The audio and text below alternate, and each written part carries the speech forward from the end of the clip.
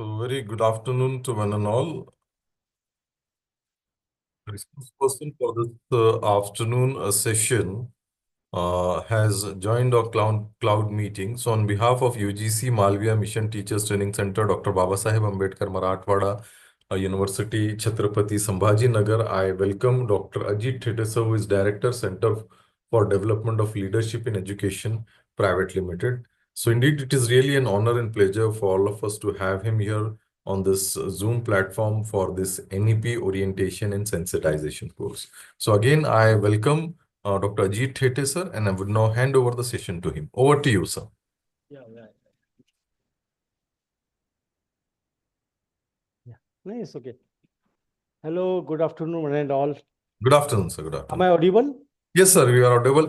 Just one information I would like to share that these participants are muted from our side. You are a co-host. If some participant want to ask you any question, he or she will raise the hand. You have to unmute because when we are giving the option to unmute themselves, no, so that has been created a blunder on first day itself with Dr. Pandri Pandey, sir.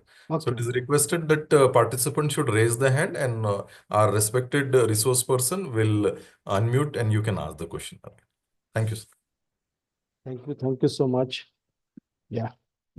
So, dear professors, welcome to this session on the academic leadership, governance, and management.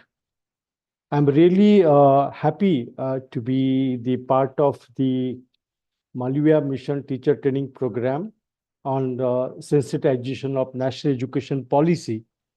And as a part of that, HRDC, Dr. Babasaheb Ambedkar Marathwada University, has invited me to deliver a talk on the topic which I mentioned to you. I thanks to our director, Dr. S.S. Patil sir, Dr. Rafe sir, and you all esteemed professors. I'm going to share a PPT and then we'll begin our session.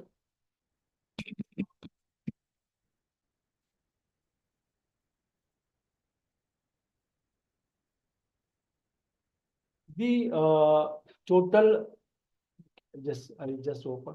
Yeah.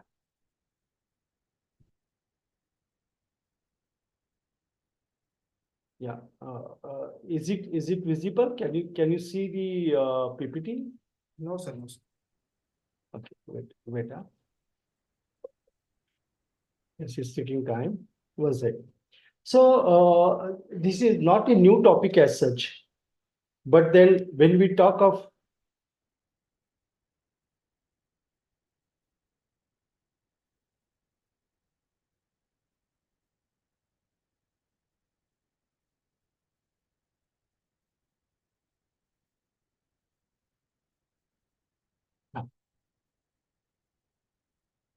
now, when we talk of the academic leadership, governance, and management,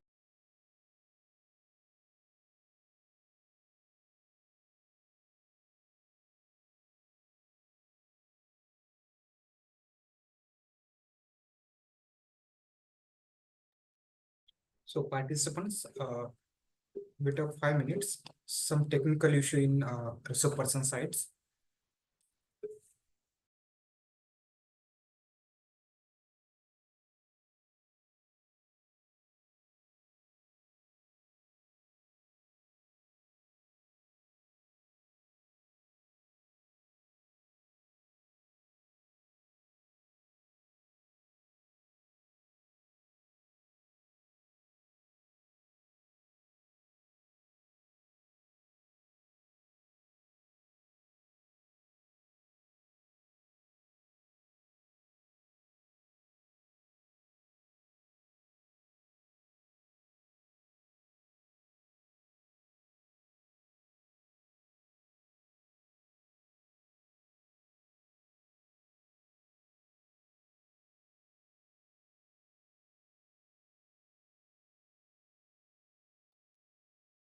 Sir, you can unmute themselves. Your mic are muted.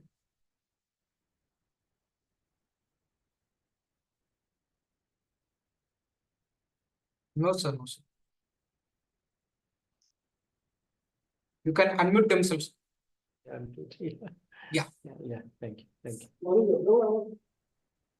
So now let me know, can you see the PPT, please? Yeah, sir. Yeah, sir. Yes, It's okay. Yeah, fine. I'm sorry, there are some technical issue in between, and which make to some sort of 2-minute break.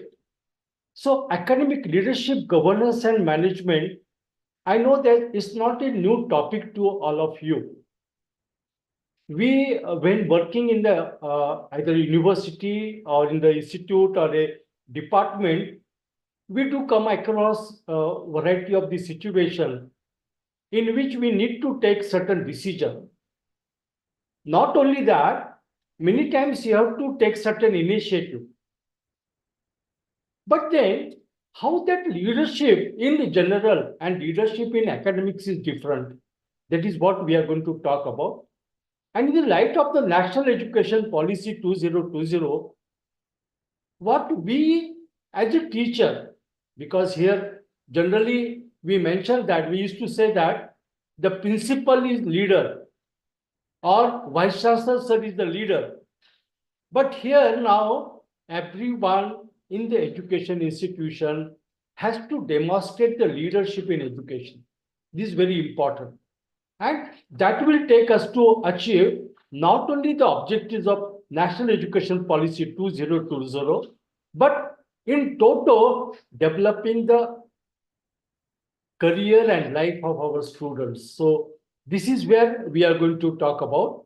I know that today's program is a part of Malviya Mission Teacher Training Program by University Grant Commission, New Delhi, which is focuses on NEP 2020 orientation and sensitization program. I'm quite aware that this context of this FDP is to good governance and management in higher education institution. We know that here not only because of national education policy, but if you see the national scenario and global scenario, if you refer to certain reports, you will find that there is greater demand of employment, but there is dearth of competent manpower. And when we say dearth of competent manpower, this competency is one part of skills. The vocation-related skills must be there in the students, graduates, which are passing from the institute and university.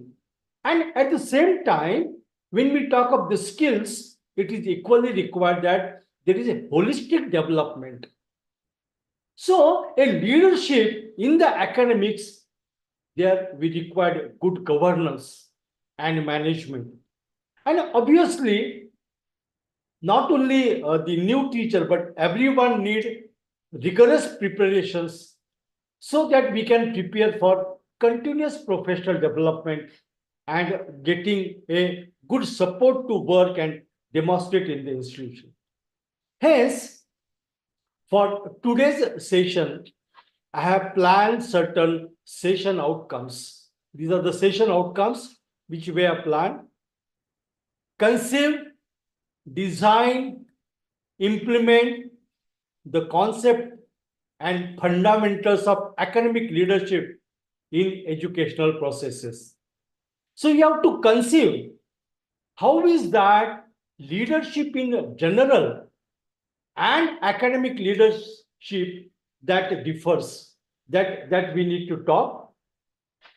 And in that context, we will be discussing different slides, different points in the discussion. So conceiving that, then designing the institute, designing the department, designing the curriculum, designing the strategy, and making an implementation of that. That is one of the outcomes that has been planned. Second is develop the attributes of academic leadership. As an academic leader, what attributes are required? Again, many times I'm trying to differentiate between leaders in general and academic leader in specific. As we say that if you want to teach mathematics to a John, you must know mathematics and John too. Similarly, the academic leaders must know the concept of education. They must know about the teaching, learning processes.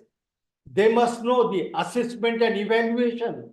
And as of a general leader, he must be a visionary person. He must be a team work person. He must be having good communication skills. So all that. So what are those attributes that required to be developed on technical ground and in generic ground that we are going to discuss? Then obviously when we work as a leader, we need to demonstrate it. And demonstrating academic leadership through strategic planning. We require to plan as every one of you plan to deliver a lecture in an institute. Similarly, here we have to plan at institute level. When I'm saying institution, it's a higher education institution. It may be a university, it may be an institute, a department, or course that matter. We require very strategically address the student. So that we are going to discuss. Fourth, that is last and but one, design and develop governance for effective management of higher education. It is said that governance is a very important. What type of governance? As you know that in national education policy, it is being said that all institutions will be very soon become autonomous. So when they become autonomous, the governance structure will entirely change. The entire responsibility, accountability with the institute, right from curriculum design, implementation, assessment, feedback, and all these aspects. So we required a different type of the governance in every aspect of education. So of course, when we talk about alumni, continuing education, lifelong learning education, in all these aspects.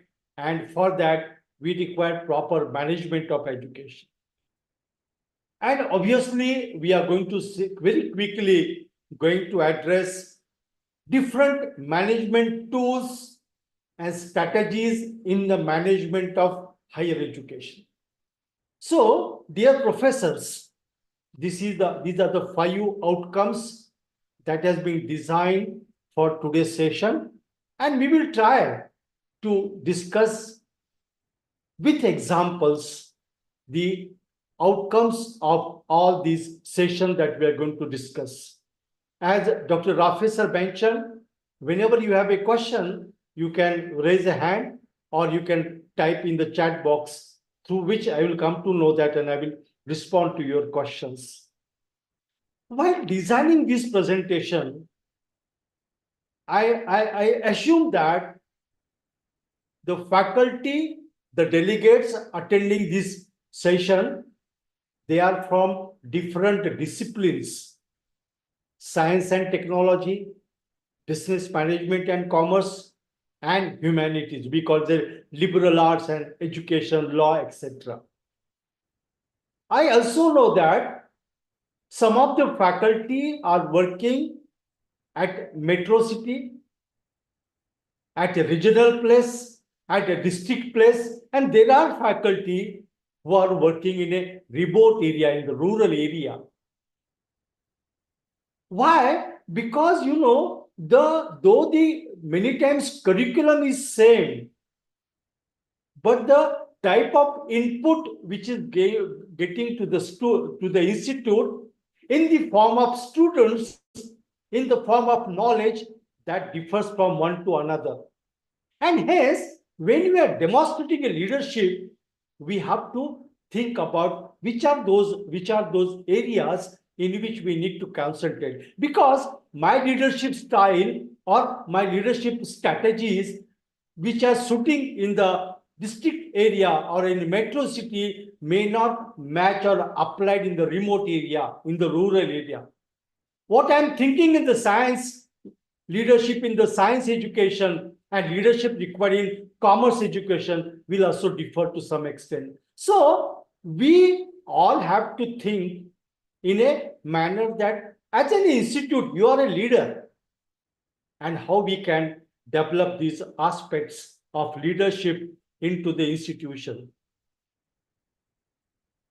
As I mentioned to you, yes, I know that you are all Nobel professionals from humanities, science and technologies, commerce and management. I even know that, as I mentioned, the demography that we are covering through these faculty members who are the delegates of today's session, they are from rural, tribal, semi-urban, urban, and metro. While designing this session, I have keep in mind that my professor joining today's sessions, they belong to different demography, different discipline, faculties. And obviously, we have to, what all we are doing, whatever today we are doing is for the target audience of the higher education institution. We know, see, my dear professor, we have to think from our target audience, our students. Whenever we demonstrate leadership or whenever you design a governance, systems, procedures, and policies, means apart from the strategy for curriculum delivery, a leadership is also required, that what type of policies are required, what type of strategies are required, what type of initiatives are required. And while doing so, we must know that one, the target audience is mixed and diverse student population is there from rural, urban, language part. So there are a lot of demography. Second thing which we have to understand, individual differences. Each individual in the class is different. Each group of students getting admitted to different programs in the institute, in the department is different. So whenever we plan, see, academic leader has to envision who are the target, to whom I am going to educate, to whom I am going to develop in a holistic way. And that's why we must know what type of the target audience that we have. Then we have to think about what are the career and life goals of my students, my community, my society. See, when we talk of leadership in education or academic leadership, here very important that our governance, our management, our strategies and policies has to based also on the what are the career the students are going to have in the future. And not only that, when students are coming here for 3-year, 4-year, or 5 years of program or 6 year, can we also shape their lives? So what are the career and life goals? That also we need to understand and realize as a teacher. And hence, the context of this today's session is the policy guidelines. I know that this particular program is meant for the sensitization, orientation on National Education Policy 2020. So whatever few slides I'm going to share with you, they may not be new to you, isn't it? They are there, it is existing, but then at the same time, we'll take quick review in light with our today's presentation. So National Education Policy 2020, we have to understand, as I said you sometime before, In future time to come, why we want academic leadership? The context is national education policy. In the future, there will be multidisciplinary universities. Today, we are having only arts, commerce, and science. But in future, there will be a multidisciplines which can be a part of the education, because even the students of engineering, students of pharmacy, architecture require the knowledge of science, arts, and commerce. Also, equally, vice versa is also applicable. My students of economics, they must know what is happening in the industry. My student of commerce, business management, they must know what type of the economics is there, what type of the businesses are required, what type of the business management is required. So that's why the future is multidisciplinary universities and higher education institution. So the under national education policy, there is going to be a promotion of multidisciplinary institutions of higher education. There we required leadership. There we required academic leadership. And when we say university, we mean a multidisciplinary institution of higher learning, which offers undergraduate, postgraduate, with high quality teaching, research, and community engagement. Very important. Community engagement is very important when we are running an institution. Those who have studied or have gone through the institutional development plans, which is recommended by University Grant Commission, you will find that very much significance is given on the research, on the community engagement, because the higher education institution has to develop into that. The context of this session is that autonomous degrees granting colleges, which are having large multidisciplinary institution of higher education, granting UGs, primarily focusing on UG teaching, smaller than a university. This is the future of education. Already we started granting the autonomy. University Grant Commission has withdrawn certain norms and standards for granting of autonomy as regards to the NEP grading. Why? Because we want even autonomous degree granting colleges, which are multidisciplinary institutions. Okay, so we are discussing this particular session is that if such a type of institutions are there, as an academic leader, you might be a professor, associate professor, or assistant professors, or head of department in your institute or university. Looking to these policy initiatives by national education policy, we have to develop a leadership. Second part, the NEP agenda, which already you have discussed, is essential skills, capabilities, and system. Student-centric education. We know that in criteria number 2 for NEP, we used to talk about lot on student-centric teaching methods, innovations in teaching method. But here we are talking about student-centric education.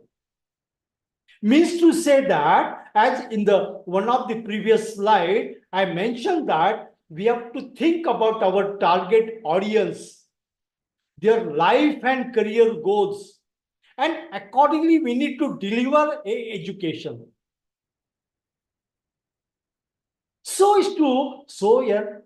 That's why we require more and more holistic abilities to act as a leader at course level, that is subject, program level, at undergraduate and postgraduate, and even at an institute level, community level, research level.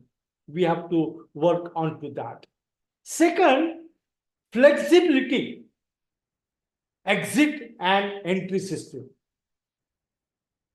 Now, in future, many of you must be knowing, I don't know how many of you have referred to some reports in the previous reports of our India. One of the report was National Knowledge Commission report, which was headed by Sam Pitroda. And that Sam Pitroda mentioned in his report that majority of the students are not opting for a higher education.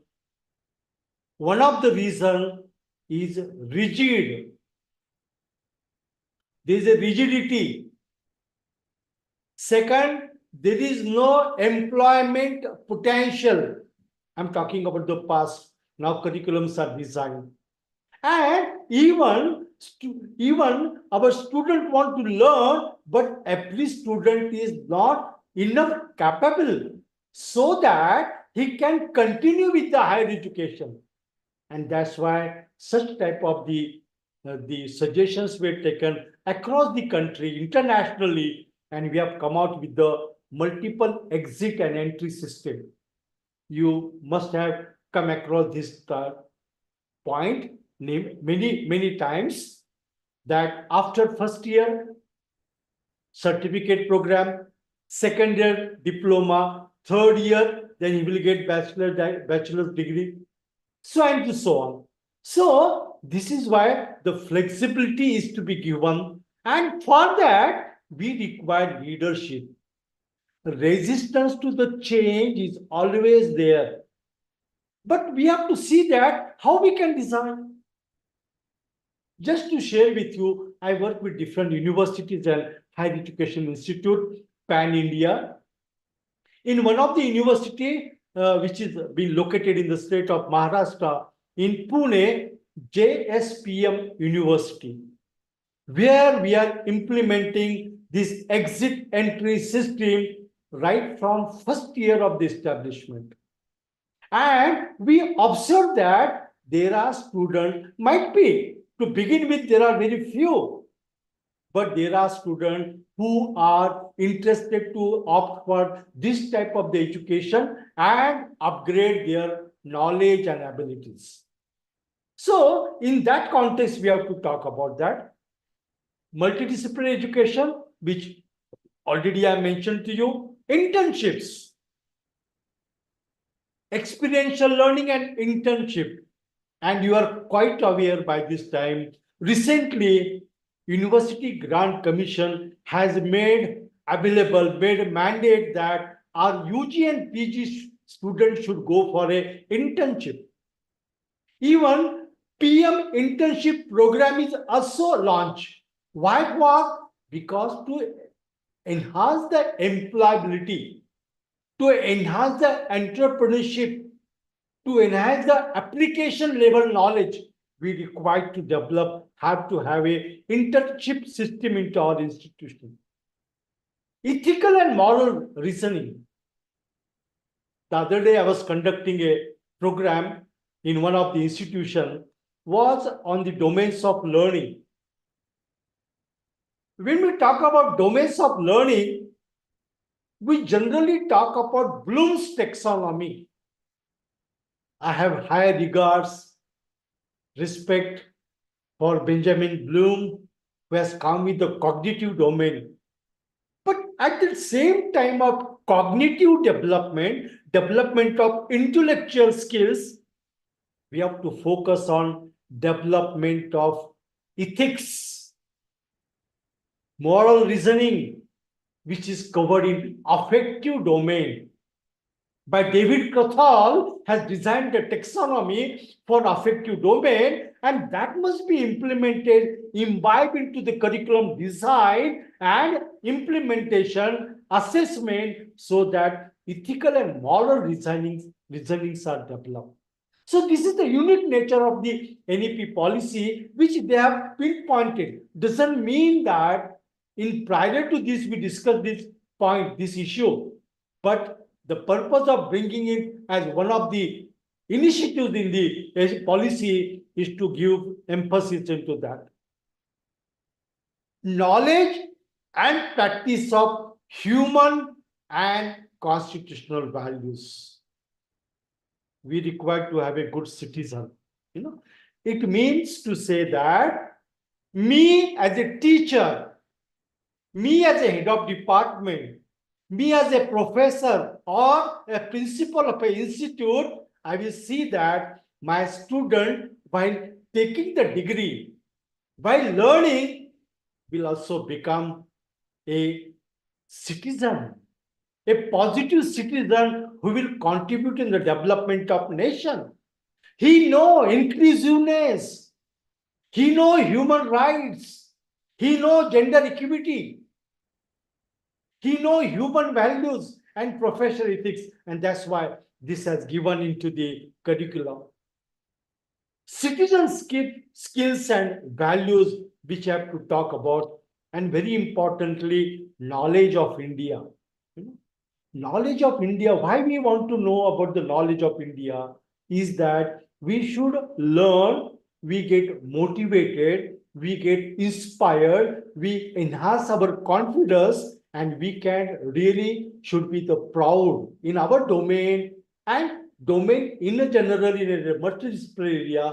If we have a knowledge of our India in our respective domain and in a general, it is going to add to a major aspect of our life in our career also. Environment awareness, which has to be done about the water, resource conservation, and sanitation and hygiene. Now, you might be thinking for a moment, yeah, how this is related to the academic leadership.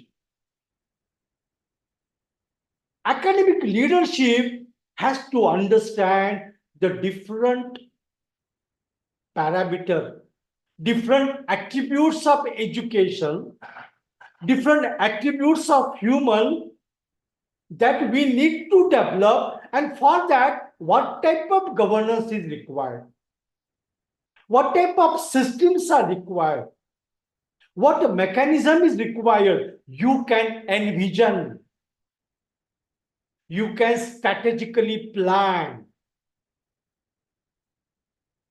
You can work in a team, in a collaborative way, where leaders are working. And hence, the NEP agenda is very important in the context of the topic that we are discussing today. So, the essential capabilities in general that we have to develop: holistic health,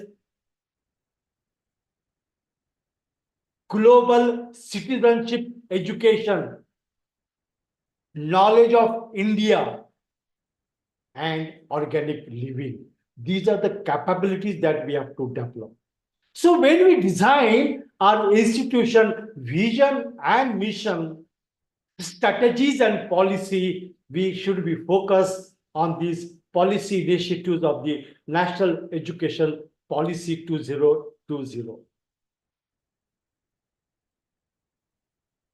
One of the decisions and a policy is that by 2040, all higher education institutions shall aim to become multidisciplinary institutions and shall aim to have larger student enrollment for the creation of vibrant multidisciplinary communities.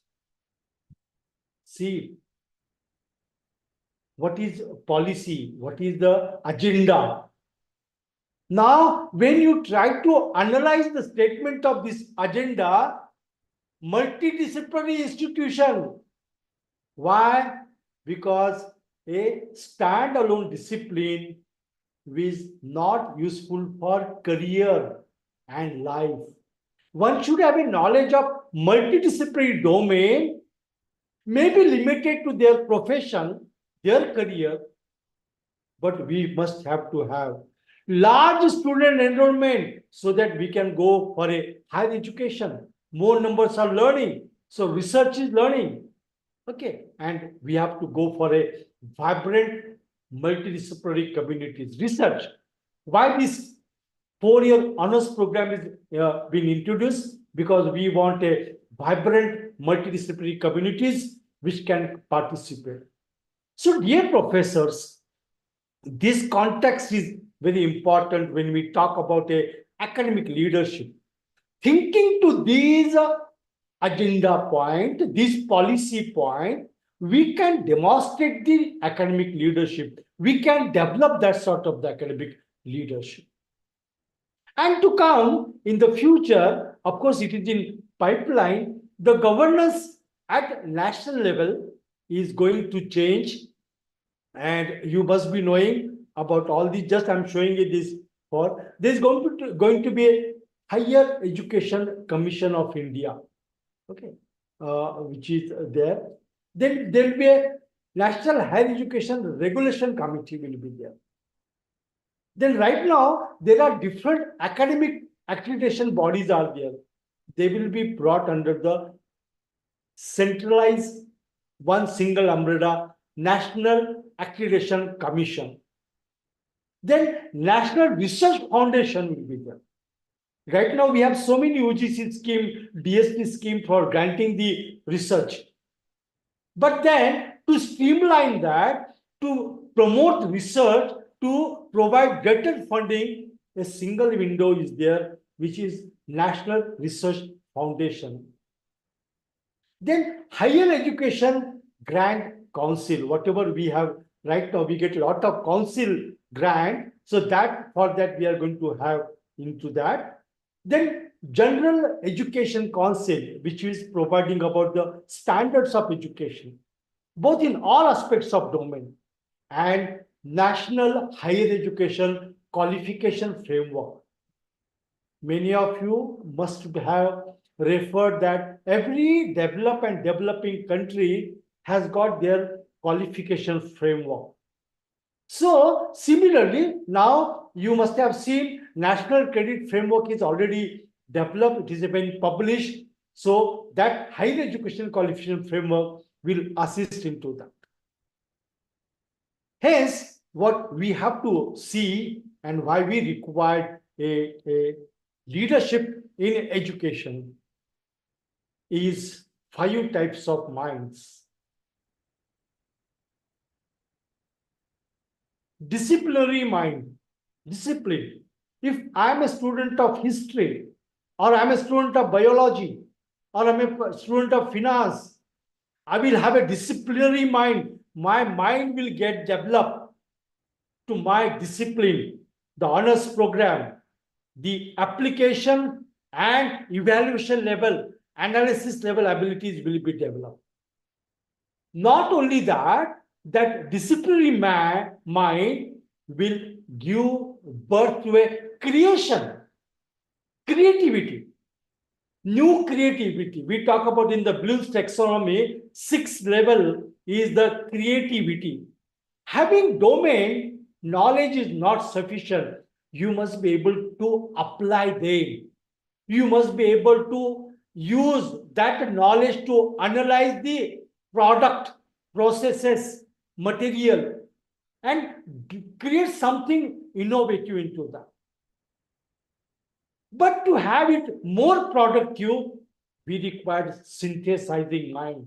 A student of economics should think of synthesizing his or her knowledge with the agricultural domain, with industry domain, with banking domain.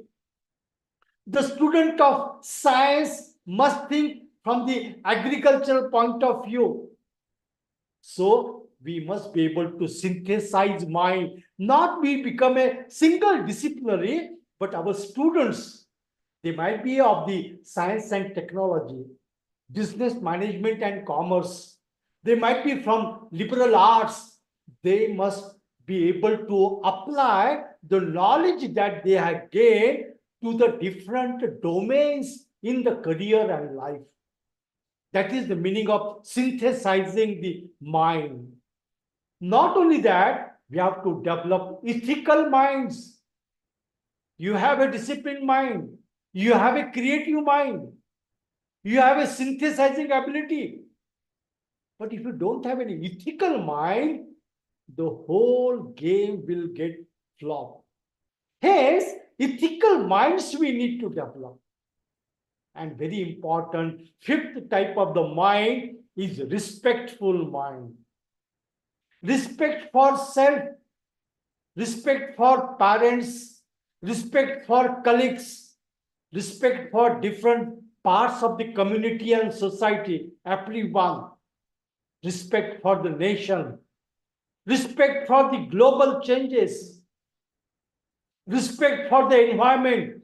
So we have to develop respectful mind. So my favorite guide and hero of many men, Dr. APJ Abdul Kalam, mentioned about this aspect of mind.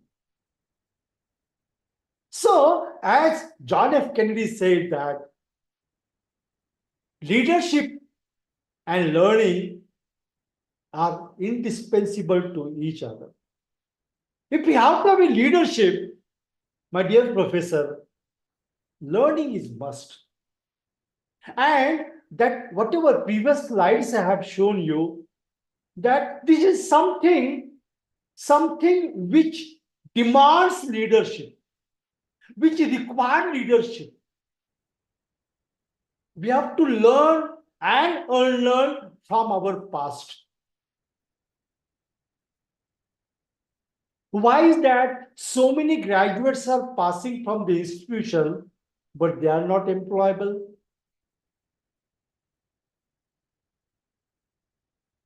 There are so many points on which we can talk, but here my focus is when we have to demonstrate leadership, learning is must. So they are indispensable to each other. And that's why when we talk of leadership as a whole, we have to give emphasis into this aspect.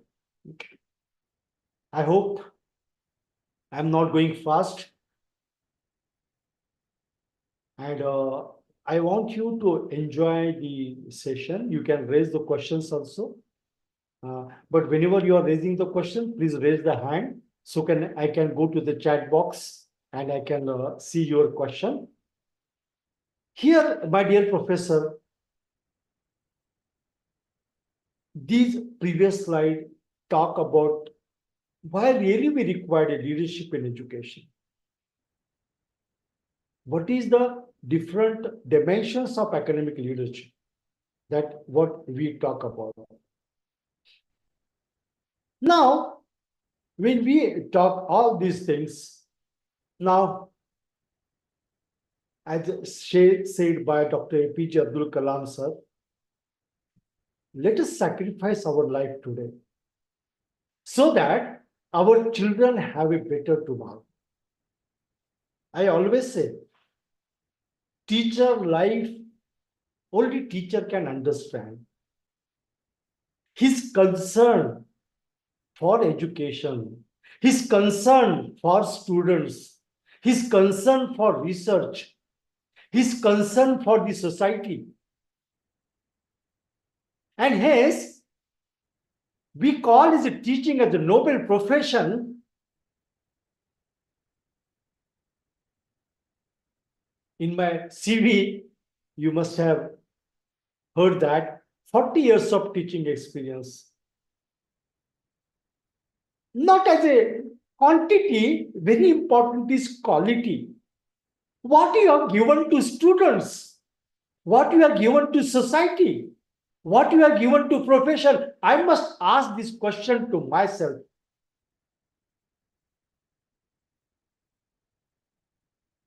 People say that doctors have no life. Even we say that the poorer people, workers also, they don't have life. I agree. But I also agree equally, the teachers are so significant element of this human development process. Even their life is also very complex. He has to work. He has to see that student has to develop. So let us sacrifice our life today so that our children can have a better tomorrow. With that momentum, we'll proceed further on the topic of our discussions, again, depth into depth. Now, as I said, the previous slide was the context of National Education Policy 2020, which demands for academic leadership. Academic leadership is not only principal, again I am repeating, not only a head of department, even me as a teacher, just an assistant professor or an associate or professor, I can demonstrate leadership. And many of you must have experienced that you can change the life of students. Many times we feel that we don't have a concrete suggestions for them. But believe, National Education Policy 2020 has given us enough inputs so that the education can be designed, the institute can be designed, the curriculum can be designed, the teaching, learning, and assessment can be designed. That's why autonomy. Why autonomy? Autonomy that if you remain affiliated, we don't own the accountability. Everything is responsible is university. No, you come up, you know what are your demography needs are there, work on to that. And hence, when we work on to development of leadership in education, we have to talk about different aspects. Now, what are the fundamentals to educational leadership? Few fundamentals which I'm going to talk to you about. We must know why students take admission in higher education institution. Why do we teach? And what is the expected outcome of this combined effort? Why students are coming? If at all they are coming to get a job, it is our duty to prepare them for a good employment and good citizenship, good human being. Many times students and parents, because of their situations are different. As we discussed sometime before, rural, tribal, different situations are there. Social background, family background, economic backgrounds are different. So we really don't know why students are coming to the institution. But we have to think about that. We have to make their life, and that making their life, we require leadership. Why do we teach? Is it teaching is only for the development of intellectual skills or motor skills or affective domain, or it is for creating, developing for career and life? And always we should see, and that type of the leadership we need to develop, what is the expected outcome of this aspect. Now, when we talk about academic leadership, let us come to some definitions. Leadership is any activities tied to the core work of the organization, in our case, education, research, and development, that are designed by organizational member to influence the motivation, knowledge, affect, or practice of other organizational members. See the concept of leadership, which is equally applicable to our education institution. I will once again read.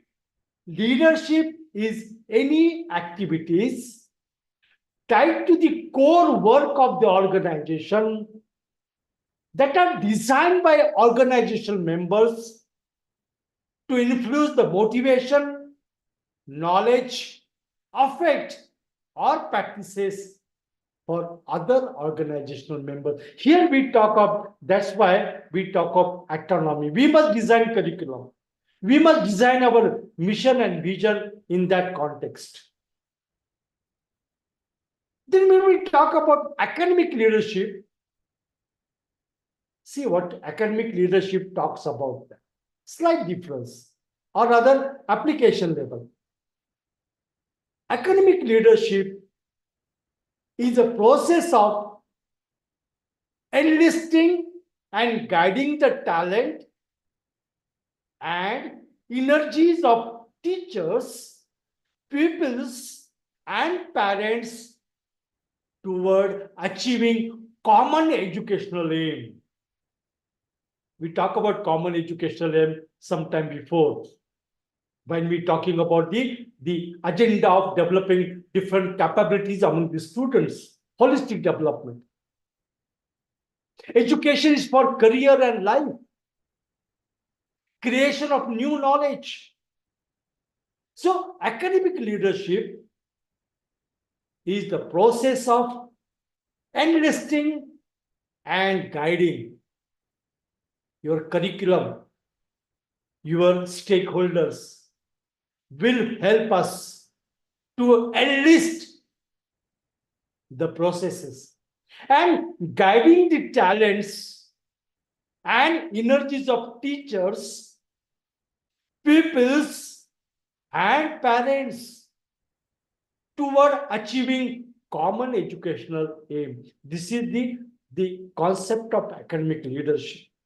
So when we talk about leadership and academic leadership, this is the major difference into that.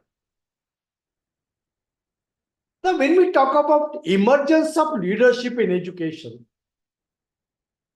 now, obviously, anybody will think about that, why there is need to have a specific need to talk about leadership in education, how it has emerged.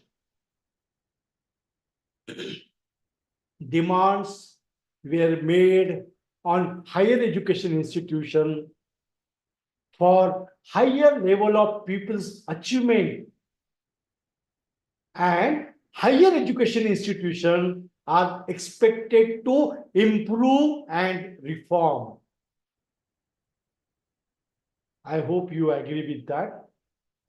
It may not be applicable to your institution, but you must have seen different type of the institution where there is a requirement for the improvement and reforms. So why leadership in education emerged? Because globally, not only nationally, demand is there for higher level of people achievements. These expectations are also accompanied by cause for accountability at the higher education institute level. We must be accountable. If student is not getting employment, if student is failing in the examination, if the student is lacking in the development of certain capabilities, we must be accountable for that, only for the reason so that we can design different strategies. It's not possible, as you will also agree, and I'm also of not opinion that everybody will be at the same level. But can we, as Swami Vivekananda said, manifestation of perfection which already exists in the human being, can we focus on to that?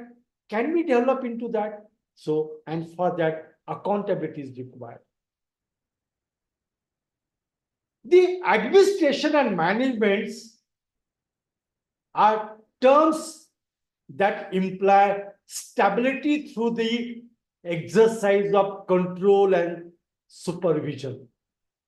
Okay, but when we talk about the leadership concept, it is favored because it conveys dynamism and proactivity. Why emergence is required in the leadership? Because leadership is not a just control, not supervision, giving freedom, giving autonomy, dynamic, proactive. And that's it. That is why we require the emergence of leadership in the education institution. There are few points also which we can talk on to that.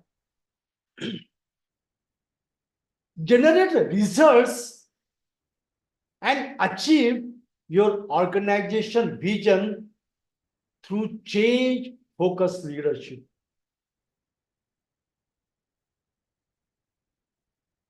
With my experience, with some exceptional institutions, focus is given on curriculum teaching. That too, curriculum teaching in the four walls of classroom. That too, please excuse me, I'm not talking about you, but I'm just sharing with you a scenario, the report what talks about. Even teaching, which is only at the most at the understanding level, under Bloom's taxonomy, not even application, analysis, evaluation, and creation. Then forget about the vision and mission of the institution. Are we considering our vision and mission of the institute in the achievement of our organization? Do we generate results?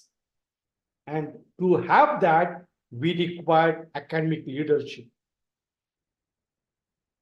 Foster productivity by designing work practices, routines, systems, and structures. We have to foster productivity. Education is a dynamic in nature. And having dynamic, having proactive role to play, having known the diverse nature of the work the student have to perform after graduation, we have to foster productivity. And that's why academic leadership is required.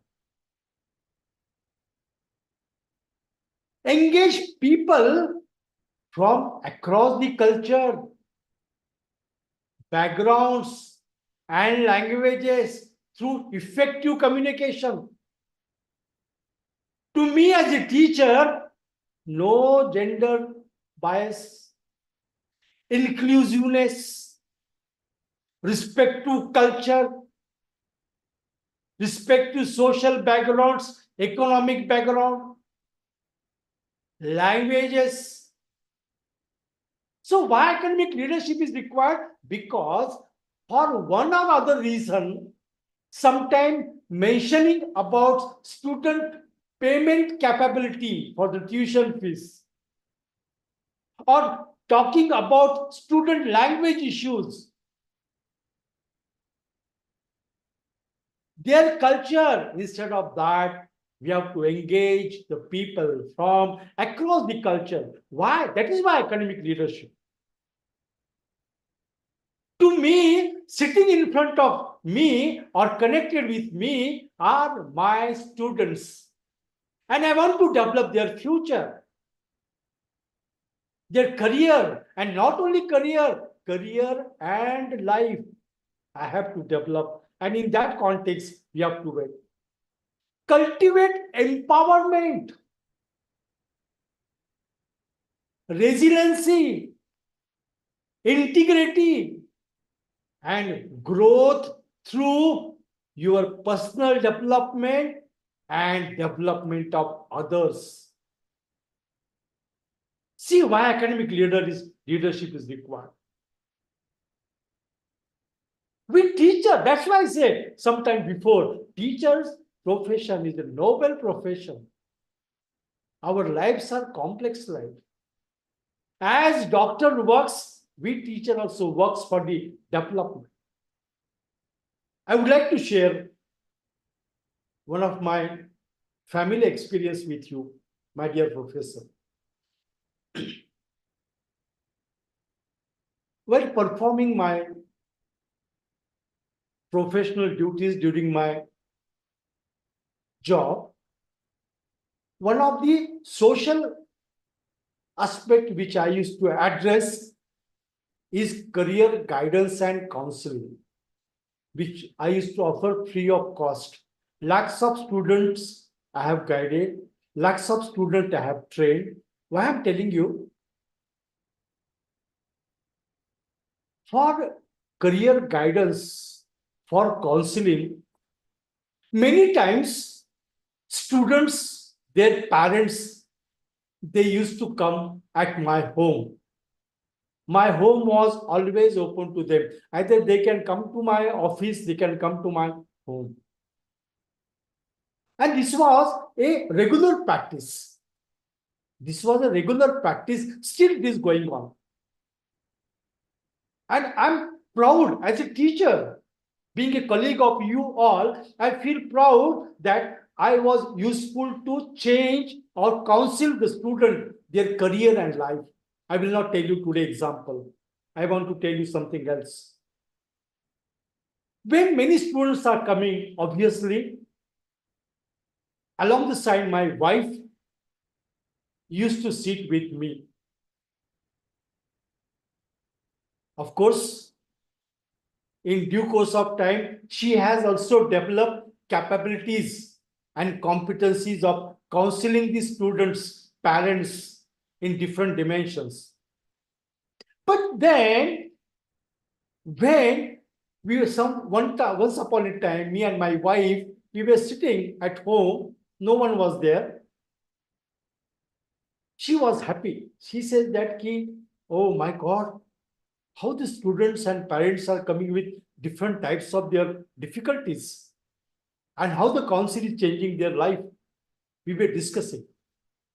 Now, I want to share you one, suddenly the expression came out of my discussion was, I said, my wife, the first birth to the child is given in the hospital or in the home, in the rural area. Generally, even today, in the birth is taken in the home.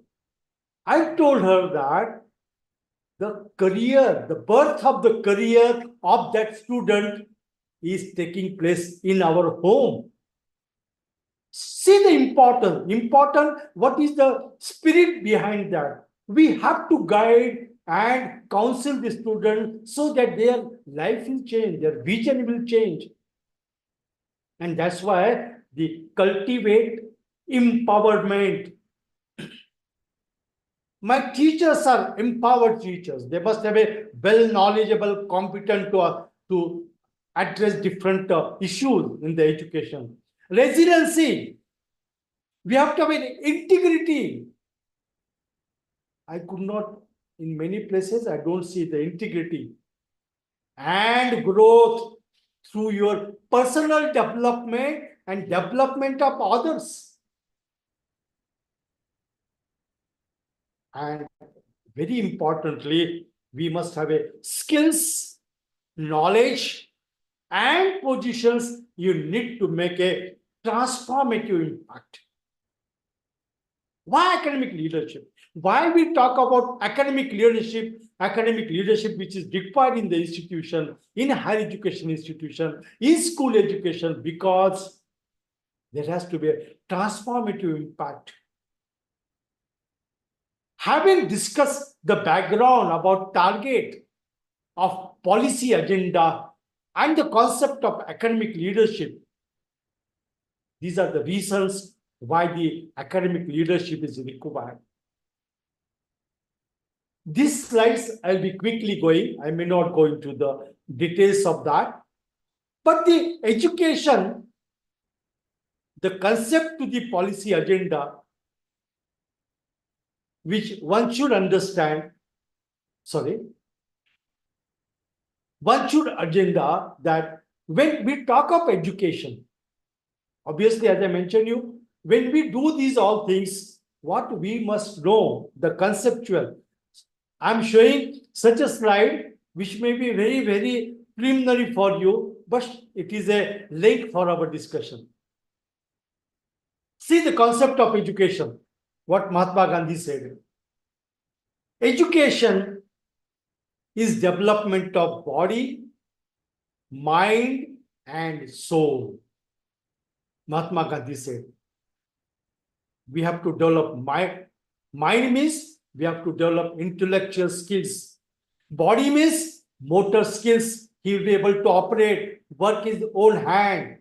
Soul, emotions, commitment, dedication, honesty, togetherness, leadership. So, education is development of body, mind, and soul. What Swami Vivekananda said, education is the manifestation of divine perfection which already exists in the human being. I made you mention of this statement sometime before, referring to the training of student, developing the student. We have to think whether the student is good in intellectual or in the skills or in the attitude, where we can give, in which subject he is good. Their leadership is required. What Rabindranath Tagore said, the highest education is that which does not merely give us information, but makes our life in harmony with all existence. We know life is up and downs, so many challenges, so many complexities, but our higher education institution does not merely give us an information, but makes our life harmony with all existence. See, my dear professor, I am not telling, I am learning from this type of the course, and this course give me an insight. Yeah, this required some different act, different initiative, different dynamic process. And that is nothing but academic leadership, which one to them. One more concept is which is very comprehensive. I want you people to read this carefully, or even you can take the screenshot. What's the Aurobindo say? Education is meant to bring out the best in the man, to develop his potentialities to the maximum, to integrate him with himself, his surrounding, his society, his country, and humanity, to make him the complete man, the integral man. Sri Aurobindo. Do you want clues to be an academic leader? Read this statement, plan accordingly, develop the strategy, have that mission, have that way vision also. These are the concept of education. Somewhere I find that we need to relearn this. We need to reread, review, revisit this statement so that we will be able to implement the academic leadership. The reason, as we discussed sometime before, is that many reports says that higher education institutions are not giving the results as they are expected. And hence, education is the process of facilitating the learning or the acquisition of knowledge, skills, values, moral, beliefs, and habits. Those of my professor friends, those who are connected with today's session, those who have done their B.Ed and M.Ed, they might have come across these all concepts and definition of education. So is to say that we have to education. Entire education is the process. And that's why nowadays we even UGC emphasize on outcomes-based education. We are going to have some slides onto that. And hence, we have to focus on these aspects. Now, when we talk about leadership, we must now see to the second aspect of that. What are the objectives of higher education? Dear professor, these are the 4 objectives of higher education, which are internationally accepted, including India, in a Bologna conference process. I've given you the link here, the final report of the structural reforms of working group committee. What is the objective of higher education? Preparing for employment. It may be entrepreneurship in today's days. Second, preparing for life as active citizen in democratic societies. Personal development and the development and maintenance of broad advanced knowledge base. Broad knowledge. Now, whatever we talk about multidisciplinary education of application above level and continuous learning, lifelong learning, it means the development and maintenance of broad advanced knowledge base. So why, whenever we are designing institution vision and mission, strategies and policy at macro level and at micro level, when you are delivering a course or delivering a program, we have to keep in mind that we are preparing students for employment, entrepreneurship. We are preparing life as an active citizen. We are also equally developing personal development.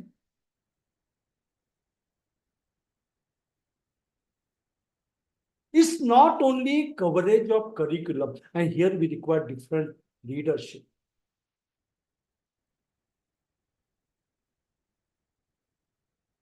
These objectives of higher education must be taken into the consideration by every institution. Either you are affiliated, autonomous, you are universities. And keeping this in your mind, we must be able to deliver to the students, taking into the consideration the previous point which we have mentioned. And hence, we talk about the vision of NEP 2020. The vision of the policy is to instill among the learner a deep-rooted pride in being Indian, not only in thought, but also in spirit, intellect, and deeds, as well as to develop knowledge, skills, values, and dispositions that support responsible commitment to human rights, sustainable development and living, and global well-being, thereby reflecting a truly global citizen. My dear professors, I know that this is not the first time you are listening or reading to the vision of National Education Policy 2020. Why so? Because globally, India is the source of intellectual ability. Even the country like Germany is now asking for the skilled manpower for India, from India. The India is really playing a very significant role in the global scenario. So, in the past, you heard of Nalanda University, Takshashila University, where international students used to come for study. That time you used to say, Vasudhaiva Kutumbakam. And now our vision is to regain that position. That's why we require leadership, so that we can develop a deep-rooted pride in being Indian. Not only in thought, in spirit, in intellectual, in deeds, and to develop knowledge, skills, values, and disposition that support responsible commitment to human rights, sustainable development and living, and global well-being, thereby reflecting a truly global citizen. We want every country, every citizen of the nation must be seen by very respect in the globally. Even today, our Indians have got very high level of respect. Yesterday, I was reading one news. 20 million Indians are participating in the development of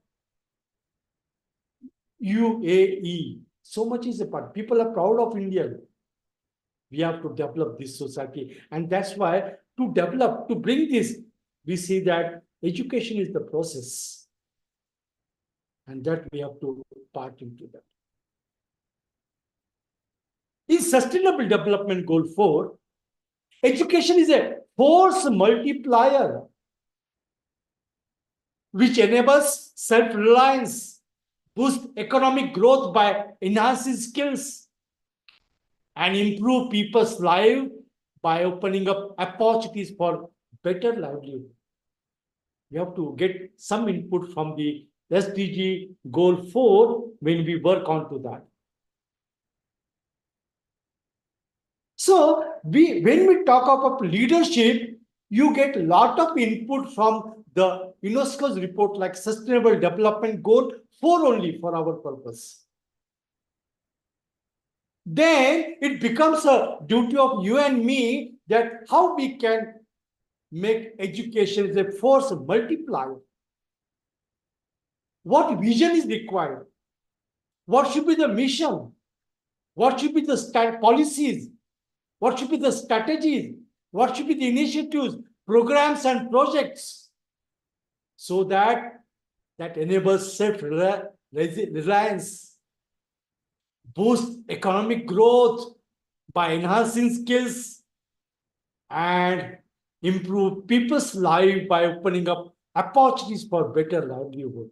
That we have talked about. So, very important statement by Dr. APJ Abdul Kalam. The purpose of education is to make good humans with skills and expertise. Enlightened human beings can be created by teachers.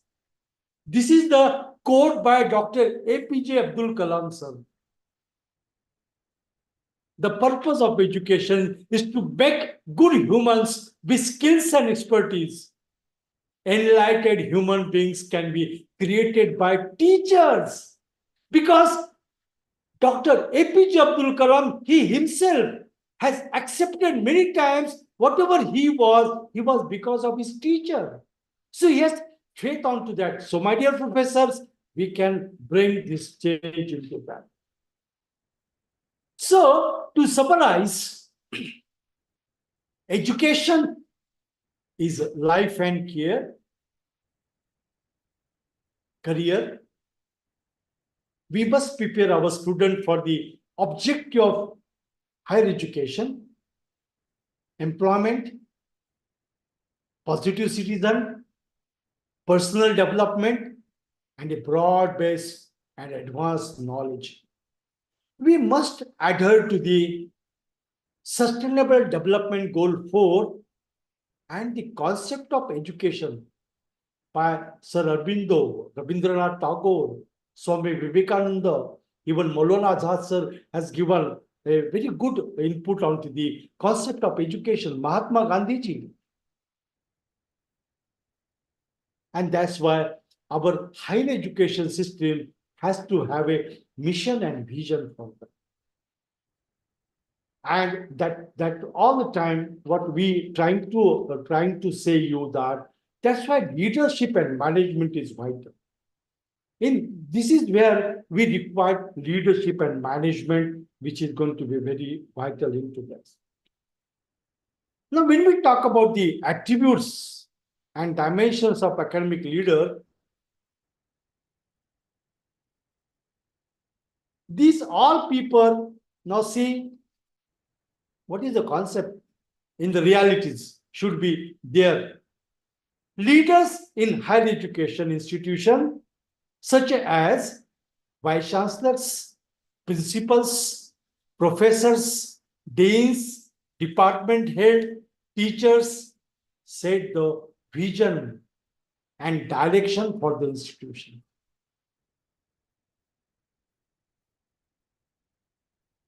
They inspire faculty, staff, and students by articulating a compelling mission, fostering a culture of academic excellence, and promoting values such as diversity, inclusion, and innovation.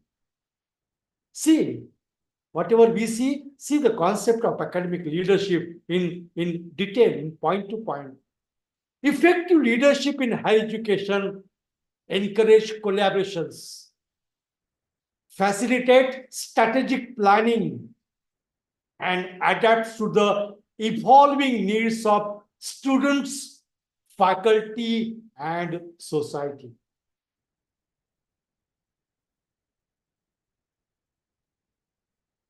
Effective academic leadership, governance, and management in higher education require a combination of elements or parameters to ensure institutional success, sustainability, and impact. We can elaborate the concept of academic leadership by different way. But the purpose of, once again, summarizing this statement in the minimum word to communicate that what is the academic leadership. Set the vision and direction for the institute. Inspire faculty. Promote values. Culture of academic excellence. Have a teamwork, collaborations, strategic planning, and focus on institutional success as such.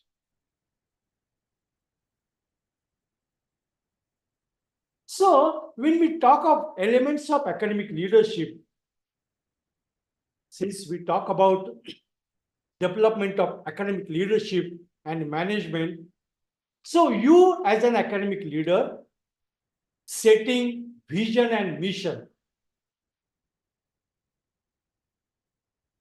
The higher education institution, university authorities articulate a clear vision and mission for the institution, often reflecting its values, academic goals, and commitment to excellence. They work with the stakeholders faculty, staff, students, alumni, community members to develop a shared understanding of university's purpose and aspiration. What you have to do as an academic leader, you have to set the vision and mission, or you have to imbibe that vision and mission and transform them to our stakeholders. This is one of the elements of the leadership. Strategic planning. The Vice Chancellor, sir, Director, Principals, Deans, HOD, they lead strategic planning efforts to identify key priorities, allocate resources, and chart the course for future development of the institution. So, as an academic leader, we have to imbibe these different elements and develop.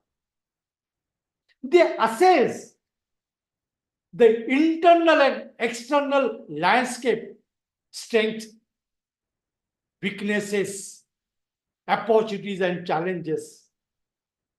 Anticipate emerging trends and challenges, and develop strategies to enhance academic program, research initiatives, student services, and community engagement.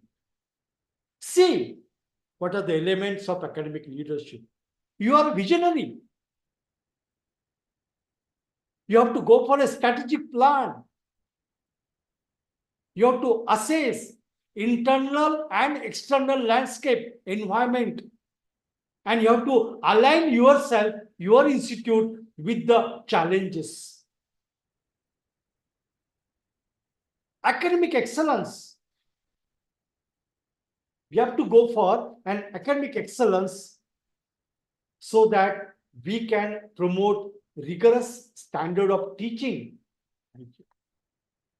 research, and scholarship. They support faculty recruitment, retention, and professional development efforts to ensure a high quality academic experiences for students and contribute to the advancement of knowledge in their respective fields. I will not talk much about these statements. They are very clear. I know that simultaneously you might be trying to scan out what is this, what we are doing, how we are going.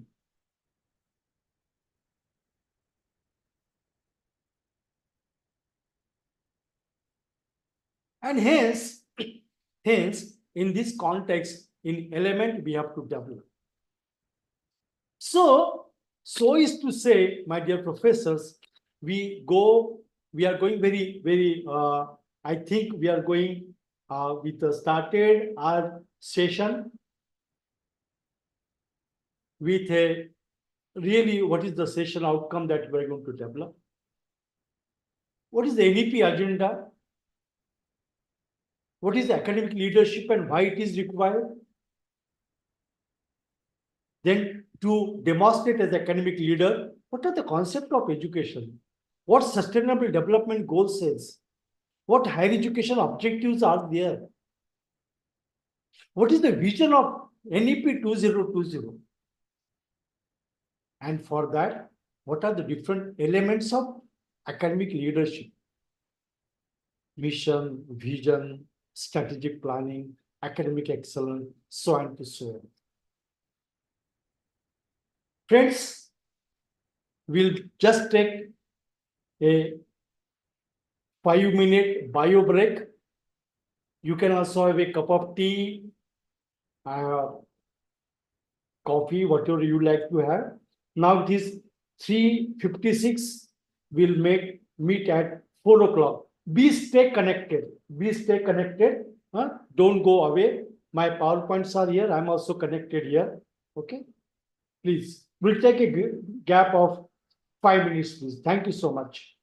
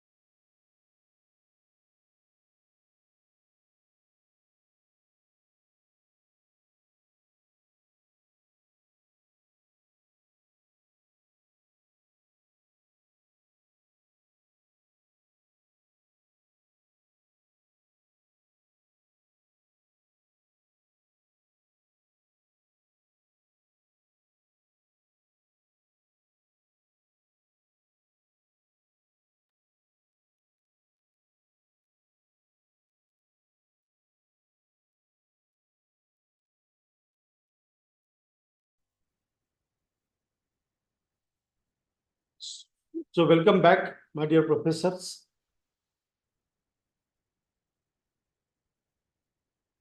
So before this short break, we were discussing about the different aspects, parameters, elements of academic leadership, what exactly we are supposed to do it, and to get more clarity, since beginning of this session, we are talking about why the academic leadership is required.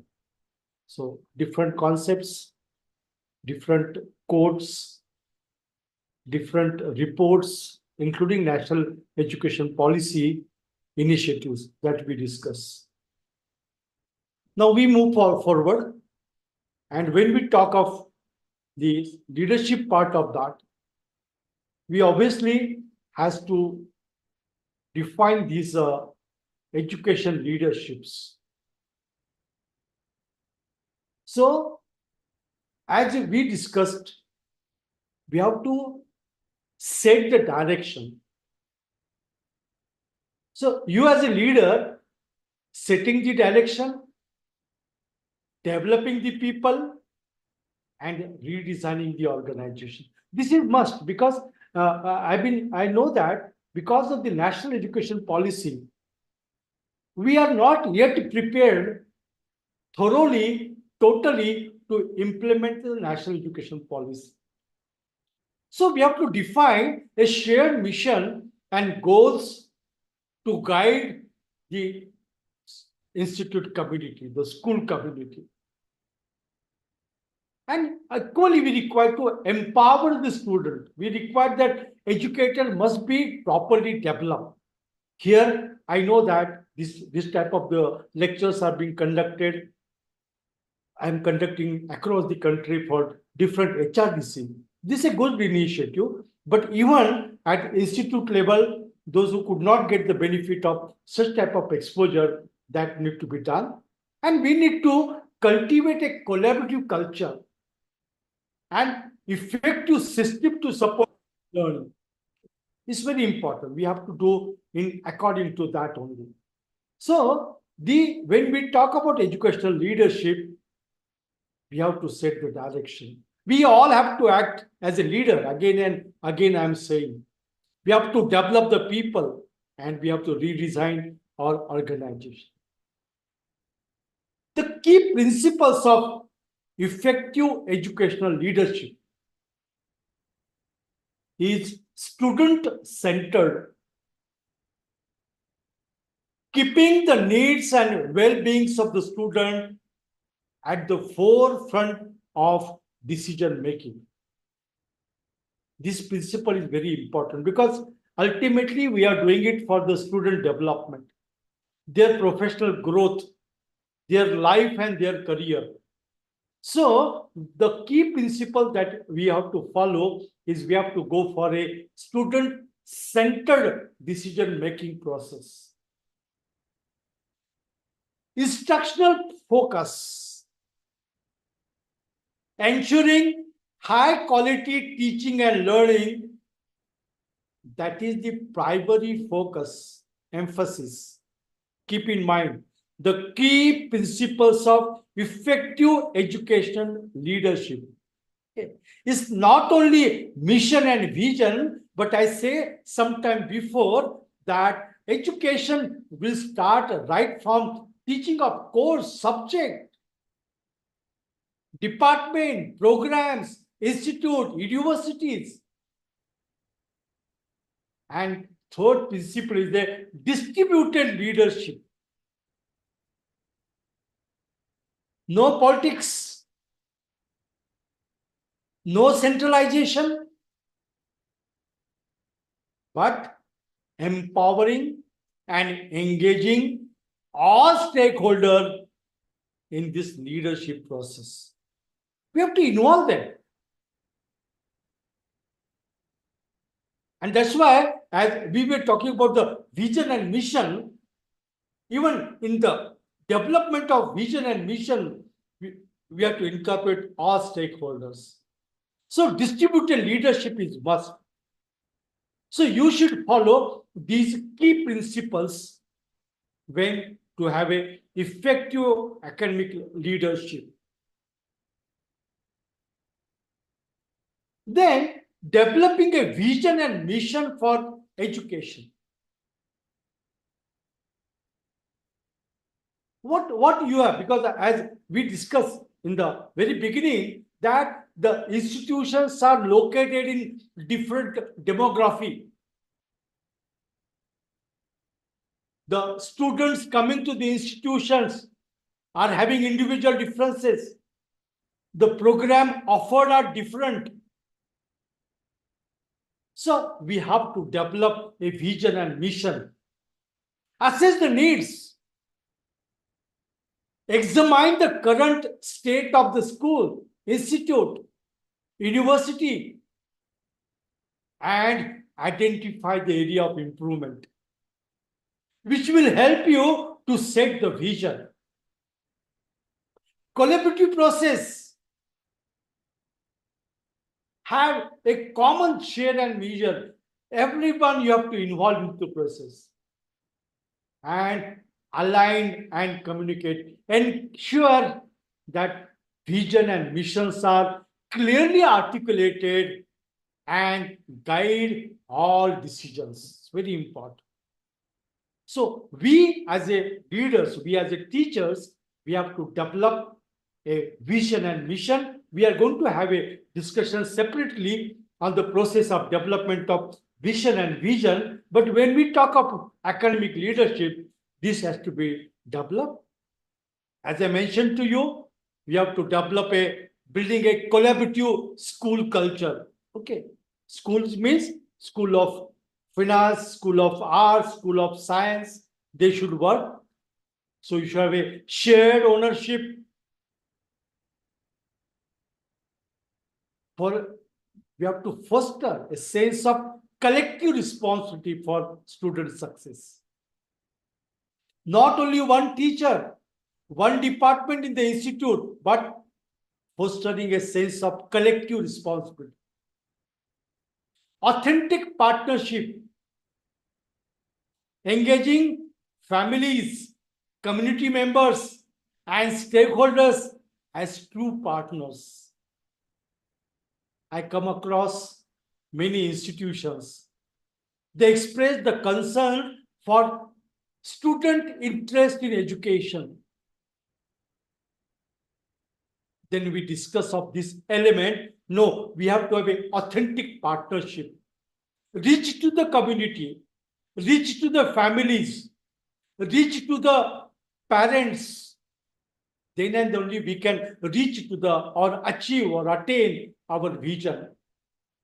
Then we have to create a supportive environment. No autocratic, no groupism, no gossiping. But we have to create a safe, inclusive, and nurturing environment for all members. Students are learning. The society is learning from the institutions. So we have to create a supportive environment and we have to have a continuous improvement. Continuous improvement is very important to them. And of course, to happen to that, as we discussed even earlier this point, we have to foster the professional development for educators. Continuous learning is required, lifelong learning. This Malviya mission for teacher training is such type of the programs. And going beyond, you have to conduct for a continuous learning. Collaborative encourage educators to learn from and support from one another. So a collaboration is required even for learning. As I said sometime before, around 84 professors are connected. What I could see in this connection, or might be it is about 100 or 150 from the roll number as such.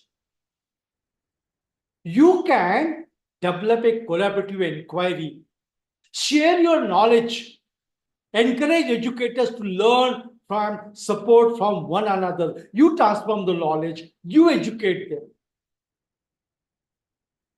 Empower educators to explore new teaching methods and strategies. Here I remember a quote of Dr.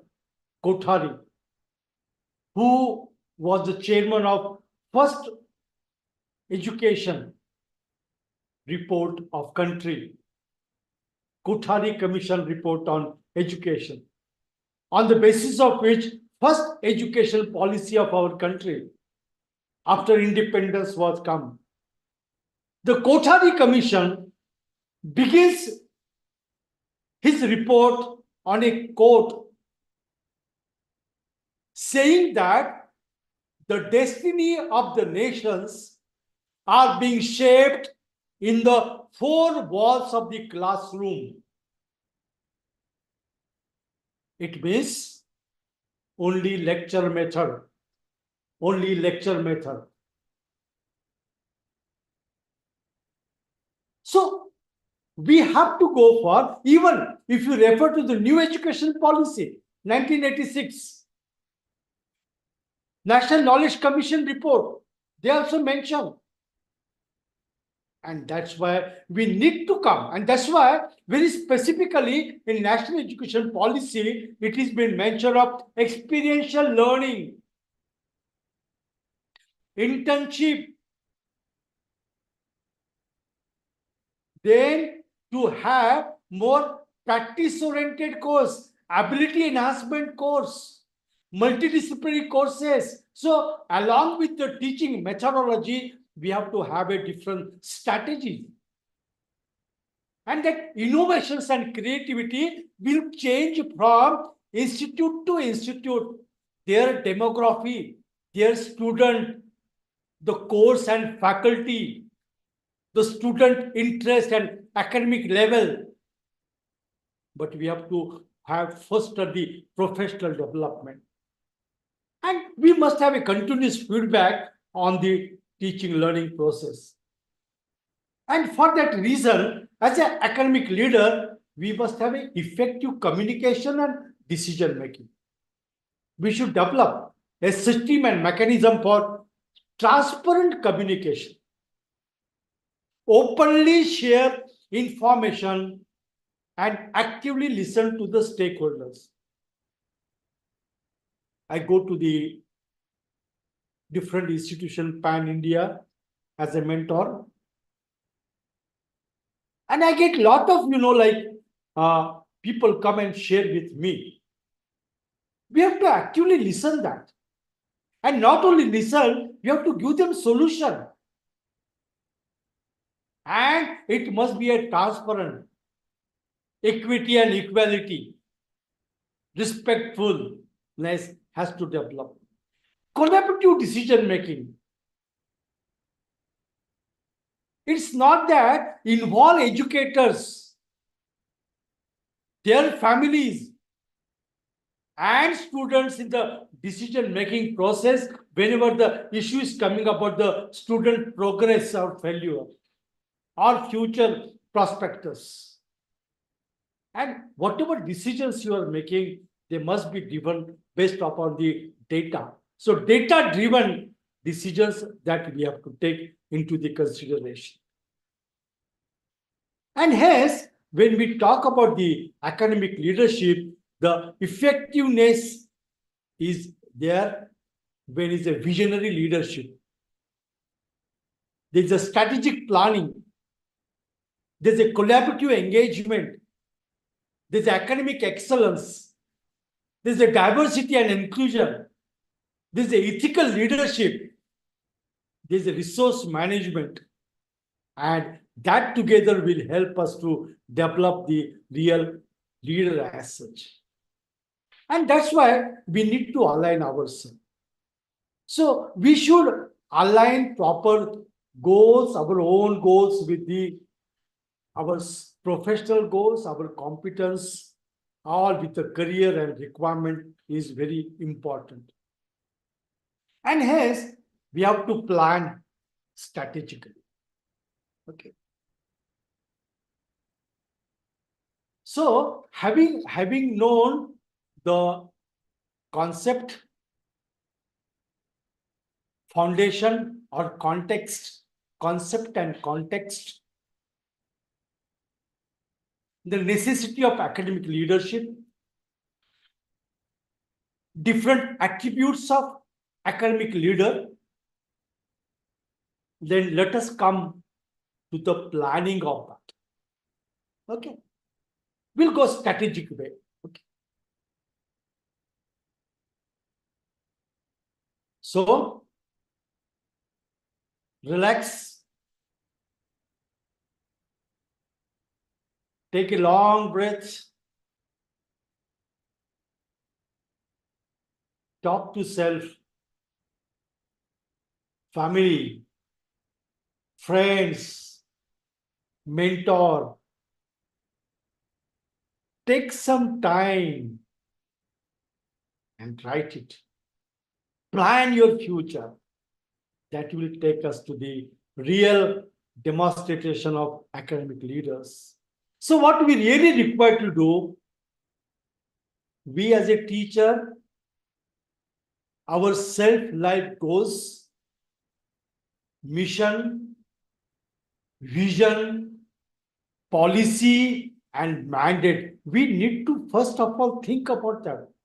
We have to go a strategic way. We have to relax. I remember all the time of the quote of Gautama Buddha. Gautama Buddha used to say, "Hey man, where are you going? Why you are running? Stop. Please stop. Look back. Why you are on this planet? What is the purpose of your life? Don't fly. Don't fly. Come down. Come down." I remember these words of great Gautam Buddha. We have to think of our self-life goal. What is our mission? What is our vision? To build our vision and mission, what are our own policies? What I will do? What is my mandate for that? Discuss with self, your family, your friends and mentors, and then work for your institute, work for your organization, work for your career. Focus on life and career both. Think. To do so, think. Use different tools. Who am I? Talk to self. We are not talking to self. Talk, talk, talk. As we are doing SOC analysis of the institute, first do the SOC analysis of your own. What are your strengths? What are your weaknesses? What are the opportunities waiting for you? What are the challenges to overcome that? Define the purpose of life and career. Why you are here? Mission. What you want to be? Vision. Set the plan. What policy? What mandate? What action plan? Someone may ask me a question. Sir, did you did this activity? Yes. I did. And I found it very useful. Talking about the set the plan for development, for professional development and personal development, I made a one sort of plan every year, minimum one faculty development program I will attend. I will attend minimum one conference or seminar. I will publish paper, at least one paper per year. I'm telling you about the profession, not personally, but in a similar way, you have to do and search for your hobby and sustain it. Don't always work, work, work. I want you people, because professorship, teaching is a very, as I told you, is a noble profession. We need to get give a lot up to the society. I want you to take care of yourself.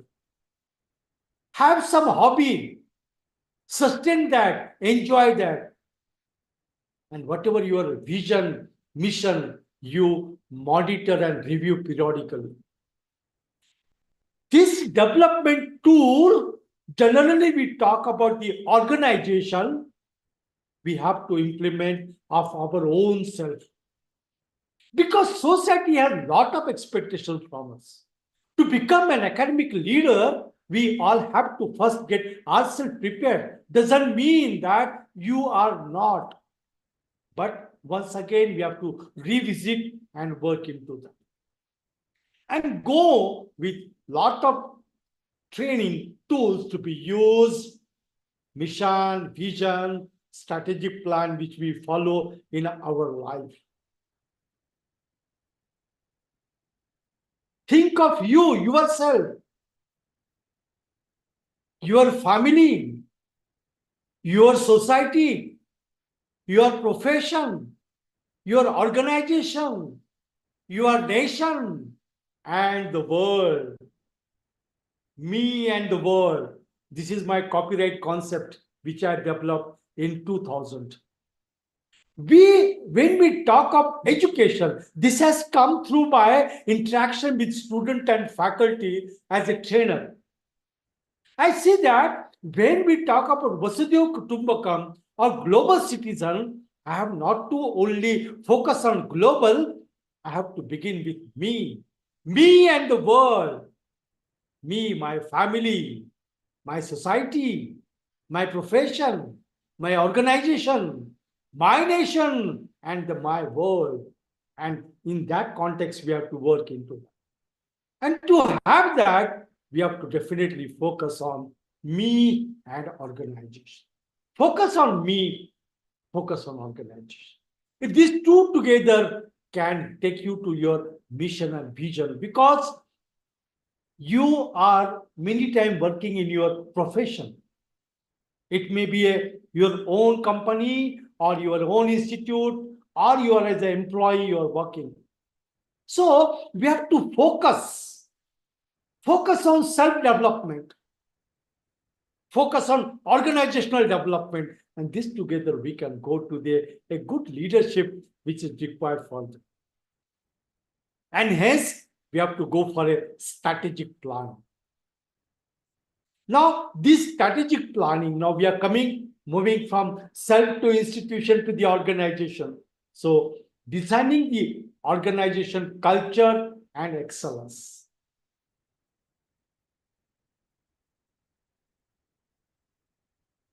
I said sometime before that you as a leader, you have to set the vision and mission. We need to understand what is mission.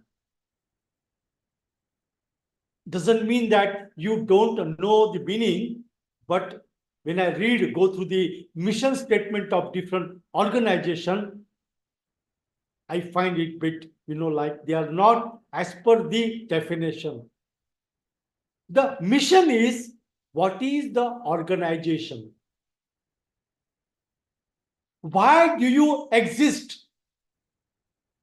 What is the purpose of being in existence? What are the organizational values?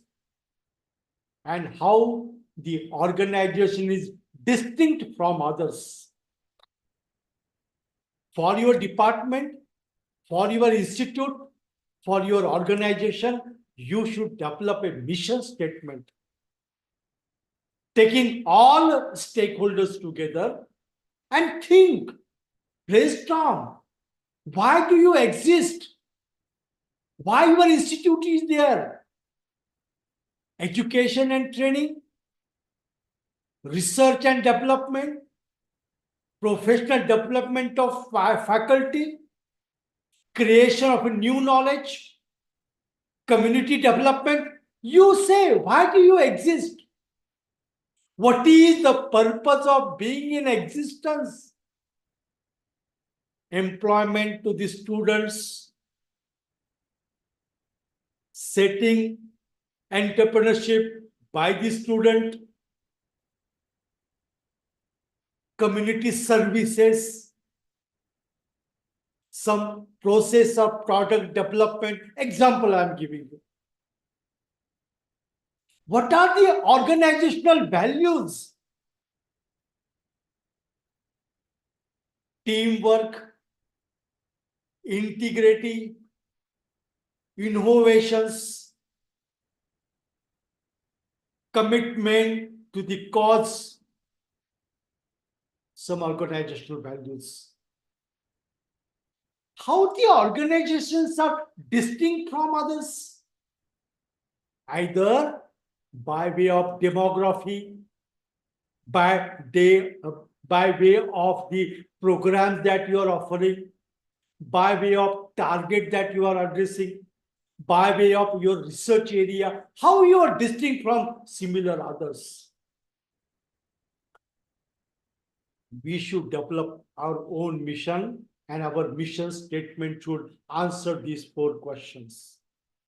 When you decide why we want to take stakeholders together in the development of mission statement is because the involvement make them understand why do you exist. Otherwise, you must have seen many people in many institutions not so much involved, committed, dedicated, goal-oriented, because they don't know why they exist. So we have to develop a mission of the institution. When we develop a mission, why the organization exists, who we are, what we do, explain the basic needs that you fulfill, explain the core values of the organization, and unique nature of your organization and the role it plays that differentiate from others.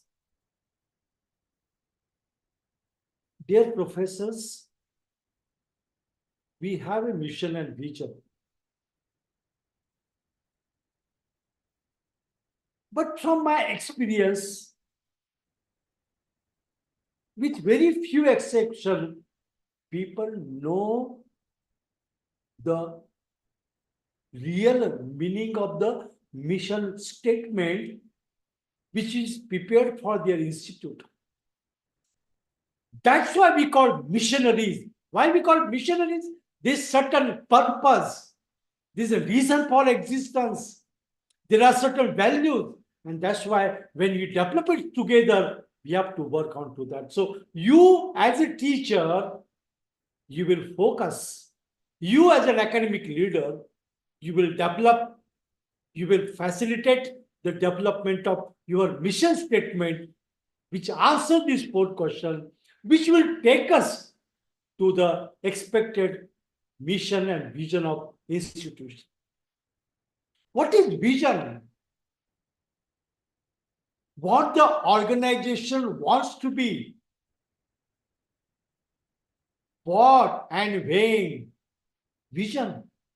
In 2035, how our institute will look like? You need to design that. Why we require a vision? How the organization wants to be pursued in future? What success look like? An expression of the desired end state challenges everyone to reach for something significant, inspires a compelling future, provides a long-term focus for the entire organization. Why vision? Many times we say that there is no leadership, no governance, because mission and vision are there for only namesake. Have you done some exercise where all stakeholders are involved to define how the organization want to be pursued in the future? Many My colleagues ask me when I go to different institution, can we change our vision statement? Can we change our mission statement? Yes, obviously. There's a dynamic change in the environment. You have to align yourself with the, and have to keep the visionary. You have to be proactive. You have to be dynamic. Because we need not discuss it again that how education institution is important for the societal development, for nation development, for global development. How the desired end state, which is there, which challenges everyone to reach something. We say that no direction, no goal setting is there. This will help us into that. And it inspires a compelling future, provides a long-term focus for the entire organization. A governance, as a leader, as an academic leader, you must have a vision and mission. And that has to be properly articulated with a collaborative effort into. Now, obviously, having known the definition of vision and mission, you may ask me how to develop mission and vision.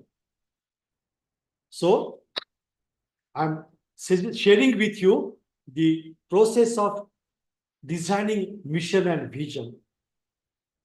I follow certain scientific method, strategic planning process, which very quickly we discussed sometime before.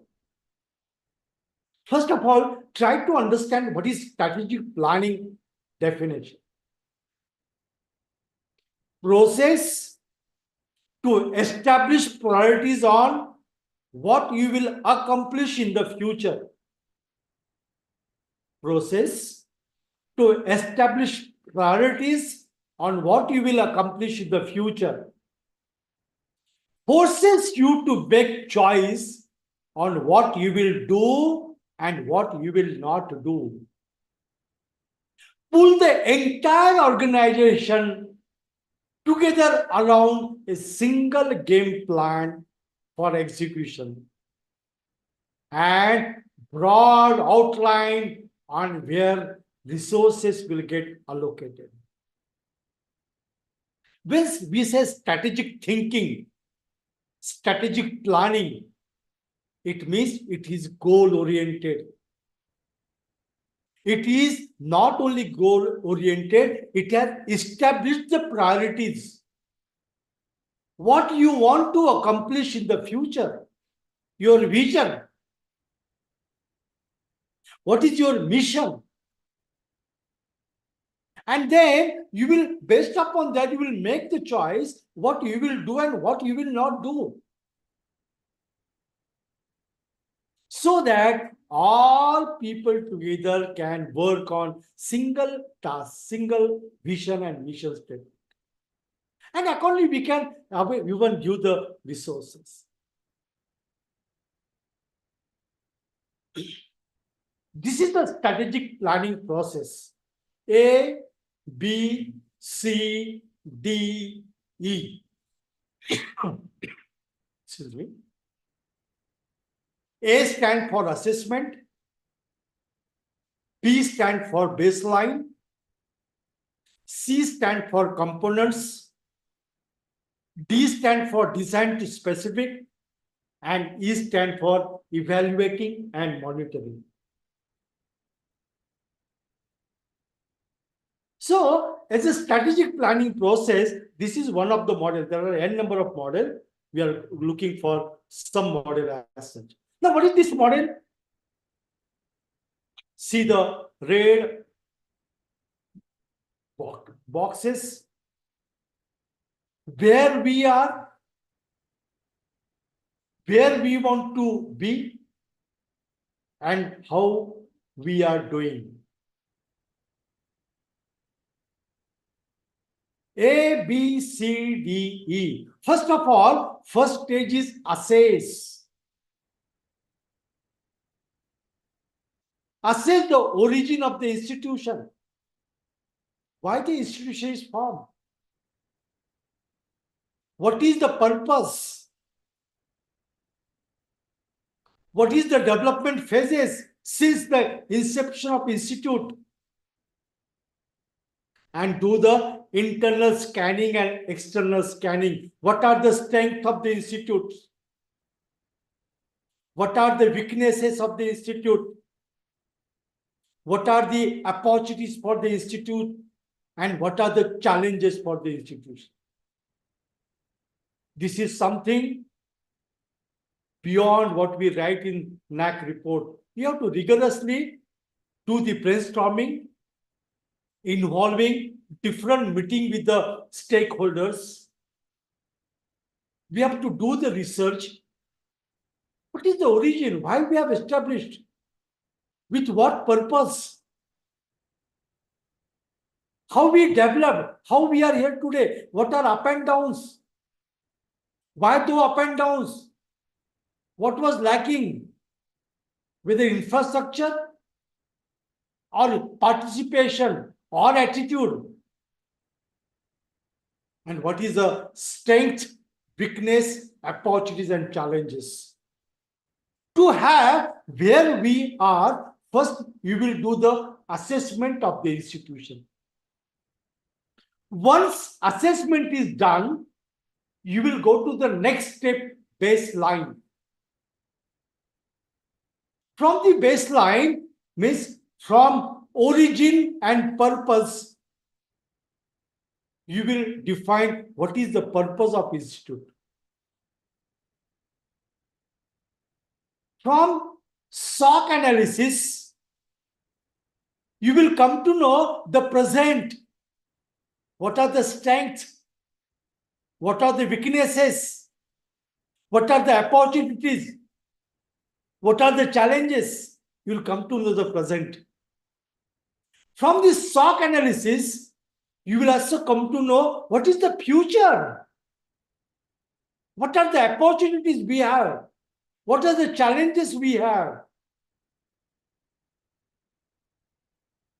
From the development phases, from the SOC, we will also come to know what are the values that we are having at present. And we will also come to know what are the gaps, why we cannot attain the available opportunities, or why we could not overcome the challenges. Those gaps you will find. Once assessment is done, we have to go for a baseline. Once baseline is done, then major core components are prepared. From purpose and present, you develop a mission statement. From purpose and future, you write a vision statement. From values, and even with your vision, you write what are the core values of organizations. Then, from vision and mission, you write goals, short-term goals, medium-term goals, long-term goals. You write objectives, specific objectives. Then you go to the design to specific, fourth stage. To attain the vision, to follow the mission, to abide with the core values, and to attain the set goals, objectives, what programs are required, what projects are required, what should be the target, what should be the standards, what will be the action plan. And the last phase is periodic review. How you are going to evaluate? Of course, evaluation is based upon the target and standard and action plan, which is there in stage number 4. And accordingly, you have to develop a feedback mechanism. So, this is one of the model for strategic planning.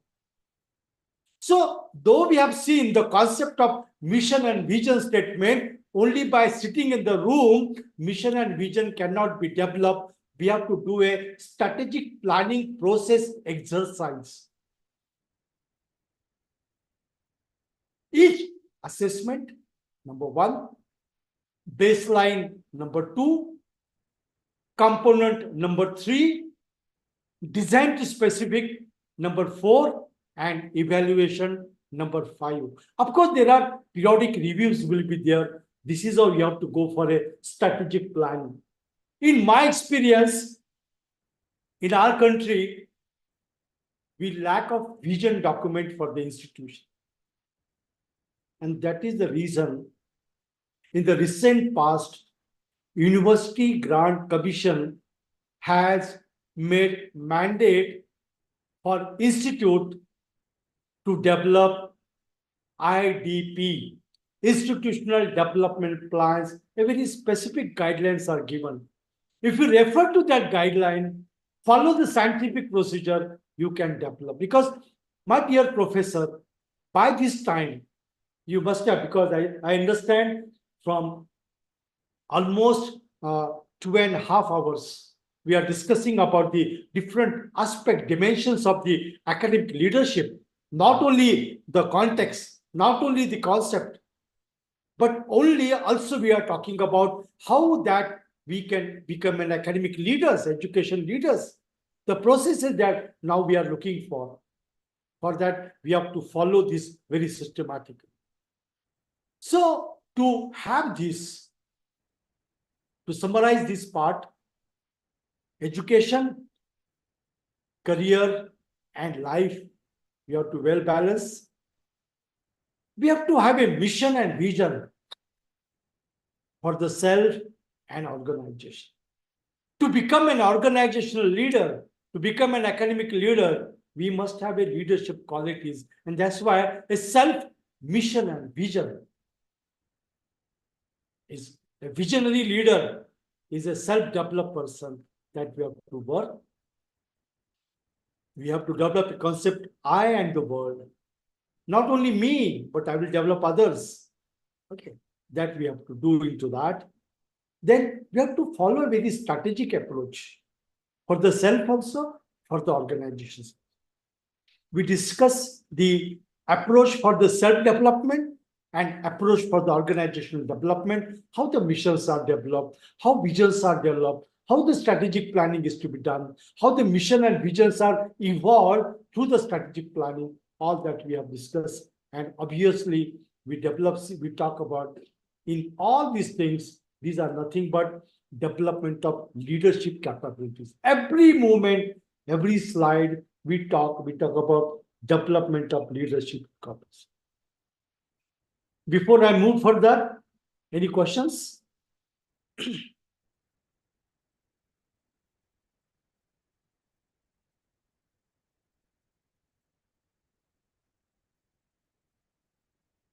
Okay. If no questions, I will move ahead because no one has raised their hand. Part 2 is demonstrating the leadership. First, we see that a concept, why, what is, how to develop and that. But now we have to demonstrate. Now to demonstrate the leadership, the core, the 4 questions which we should answer. What educational purposes should the institute seek to attain? Mission. What educational purposes should the institute seek to attain? What educational experiences can be provided that are likely to attain these purposes? See, strategic thinking, strategic way. What is our vision? What is our mission? What is our purpose? And to achieve that, what educational experiences can be provided that are likely to attain these experiences.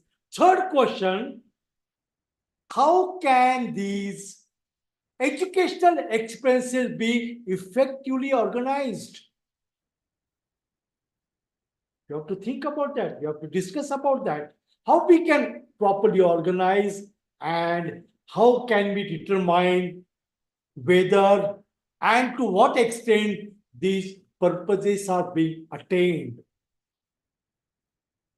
To demonstrate this part, if you answer these 4 questions, you will get a proper path for demonstrating the leadership.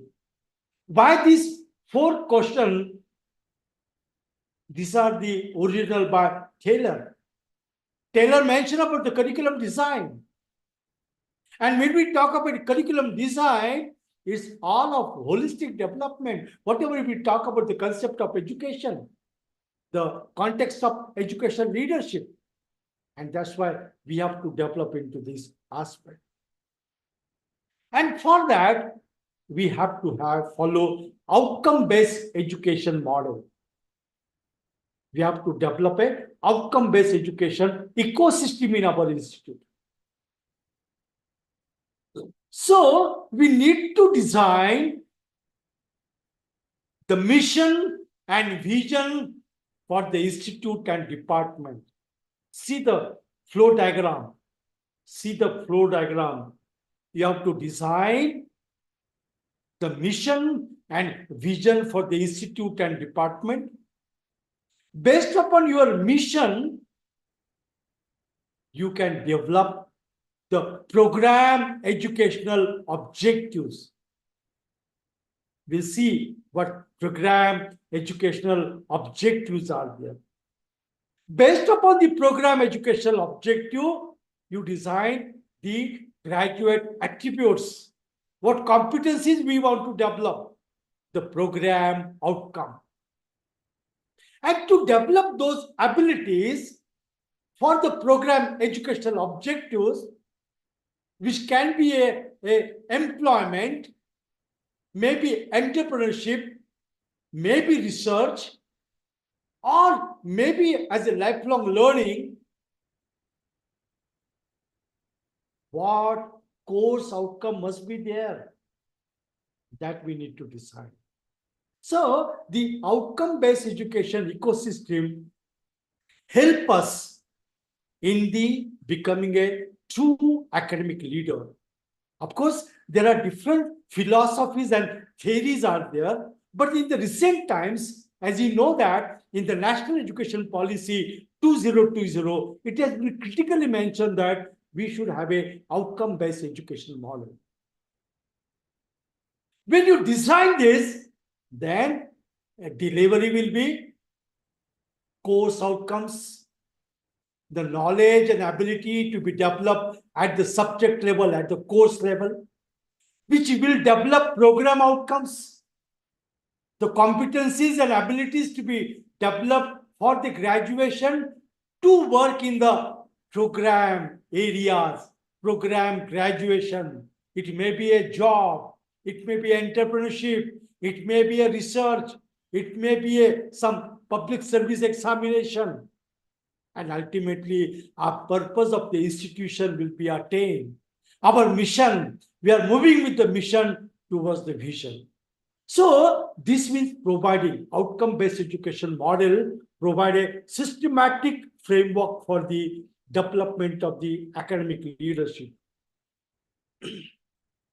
And hence, we have to have that, understand that this approach to the enhancing the academic excellence, which lies in the achieving according to one's abilities, developing diverse talents, and discovering one's talent. So this approach will help us to develop the academic career. Now, when we talk about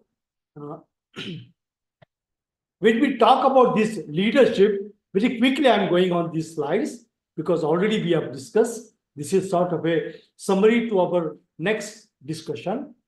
So vision and strategic direction based upon the outcome-based education, which you have to pass, empowering faculty and staff, fostering collaboration, and navigating the complexity. It's very important. It's very important. Okay. This already we discussed, so I'm not talking much on to that. Now, when we talk about the strategies, what are the different strategies that we have to plan? We have to demonstrate the leadership in the management of higher education. Resource allocation. Always we talk about the crunch, resource crunch.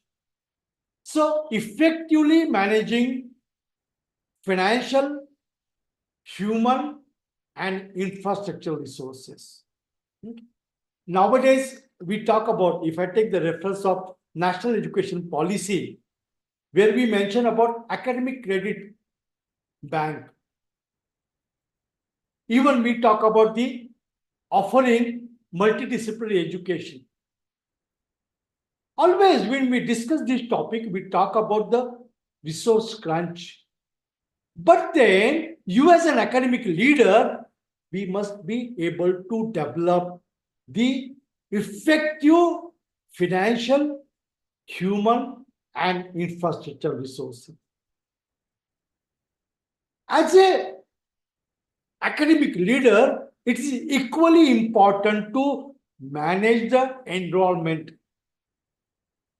Because unless and until you have a strategies for the enrollment plans and to attract and retain students, we won't be able to success to your mission and vision. So as an academic leader,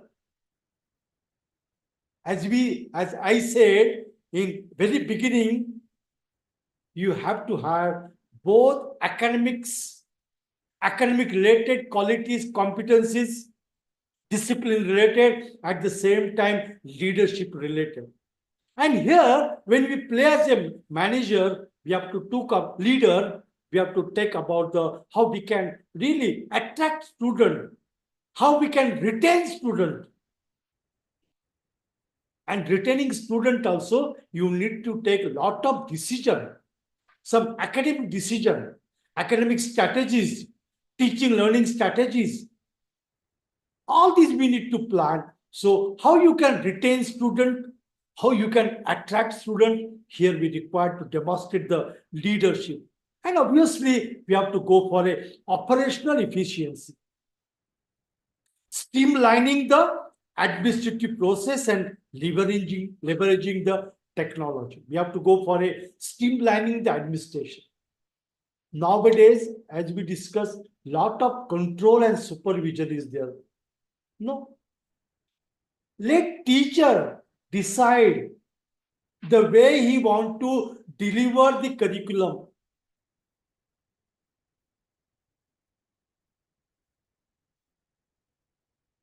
Give autonomy. If there are some lacuna in the system of administration, streamline it and use technology. Technology doesn't mean only PPT or YouTube, but we have to go for a digital platform where students can learn few courses at their own. It may be NPTEL, it may be Swayam, or any platform, any MOOC platform where students will be able to learn. Even we should have a learning management systems where students, if they miss the lecture or if they have not understood, they can go back to home and again revise that lecture, which is properly recorded in the learning management system. So such type of management techniques and strategies we have to work into that. And hence, the governance is very important. And to plan for the governance, we have to go that governance, which is there in the higher education, which have to develop policies, structure, processes, which guides and oversees the management and operation of the college and universities. So it plays very excellent, critical role in academic excellence, in integrity, and in the alignment of the social needs. So always, as I said to you, we have to focus on the governance of the institution. And governance means what? Policies, organization structure, systems and processes, proper SOPs, which work as a guide, which help in the operation and reaching to that. And obviously, when we go for a institutional autonomy, we are going to have this aspect which allows us to go and meet with the freedom. So institutional autonomy, everyone should try to go for a institutional autonomy. Now, UGC has given a open platform. No NAC accreditation of specific grade is required. So once you have a institution autonomy, it allows institution to set their own strategic priorities, determine the curriculum, and it can manage their resources according to their mission. Even academic freedom protects the ability of faculty to explore controversial topics, challenge conventional wisdom, and pursue knowledge without the fear of reprisal. This is very important. As I said you sometimes, a teacher is a teacher. Let him design the curriculum. The student will laugh because he, being a expert in his domain, he will try to incorporate the current strategy, which is totally absolute. He will remove and he will be able to put before the student the real picture. And of course, we have to go for a very balance between institutional autonomy and public accountability. It's very important. It's very crucial because autonomy, when it is said that when autonomy is given, more leadership is required. Because many institutions are not able to implement the autonomy in true words and spirit. Okay, again and again, they are in the same mindset. No, it is for excellence, it is for quality. So we have to develop and work into that aspect. When we talk about governance, as I mentioned to you, governance refer to the systems and processes put in place to ensure that an organization operates ethically, transparently, and in alignment with its objectives and stakeholders' interest. Okay. So we should have the policies and procedures. So it involves a stand controls to oversee decision-making, risk management, and compliances too. So what is the meaning of governance? Governance means policies. Governance means procedures, systems, all that we need to develop. The governance framework often includes mechanism for accountability, transparency, effective communication within the organization and at different levels.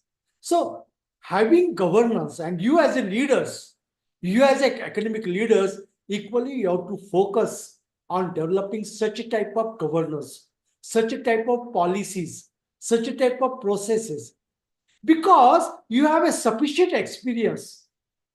You are listening from your seniors. You are experiencing day-to-day life. Becoming autonomous is also a very important, vital decision. But at the same time, in existing situation also, you can work on these aspects. Hence, you have a effective governance, clear governance structure, that need to develop. You should have a transparency and accountability. You should have a stakeholder engagement into that. To having the governance, strategic oversight, risk taking, feedback, strategies to move towards the vision, and obviously ethical standards and integrity. See, we say that the educations are temple of learning, temple of knowledge. Why? Because it really develop a human being. Why education institutions are called as temple of knowledge? Because it gives the very good knowledge development towards the society. So ethical standards and equality, integrity, that also is one of the elements for effective governance. And that's why, as we discuss, mission, vision, values are important. Policies and procedures are important. Leadership structure is required. And you have to have a very proper framework where you can work and have a combination. So really you have to do that to meeting the compliance requirement. What are the regulation requirement? What are the compliance processes to be followed? What are the monitoring and reporting? All these we need to do. I'm sharing with you, many of you must have read that recently in the state of Kerala, one of the oldest institute, I will not name the institution, wherein many Supreme Court judges, many ministers have taken birth, which got autonomy. But unfortunately, in the recent past, the autonomy is withdrawn by University Grant Commission. Why? They did not meet the compliances. They did not identify the regulatory requirements. And even they did not have a proper monitoring and reporting system. So we have to learn from the failures too. And that's why to be a leader, as we discussed in the one of the previous slide, risk-taking or envisioning what could be the future issues that we need to understand even regulation. And that's why we have to go for a proper management of the institutions. Now, when we talk of the elements of management in higher education, more or less when we go with this aspect, we require a strategic planning.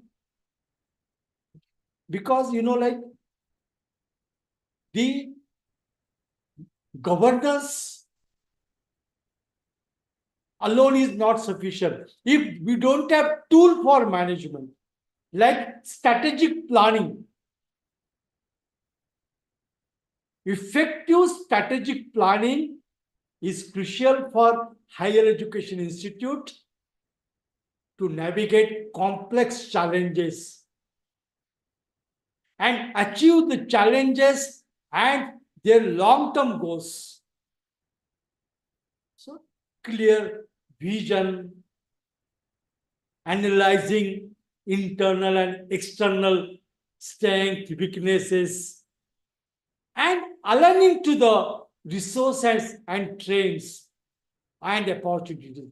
That's why strategic planning in the management is very important. So for academic leadership, we have seen, governance we have seen, management here we require to do. So we have to develop a very comprehensive plan as we discussed before. Second aspect, which is important, is on the budgeting and resource allocation. Again, I remember of the quote, if you want to teach a mathematics to a John, you must know mathematics and John too. Similarly, if you want to be an academic leader, you must know academics and leadership too. Both things we require. And hence, budgeting and resource allocation. I have an experience. You must have experience also.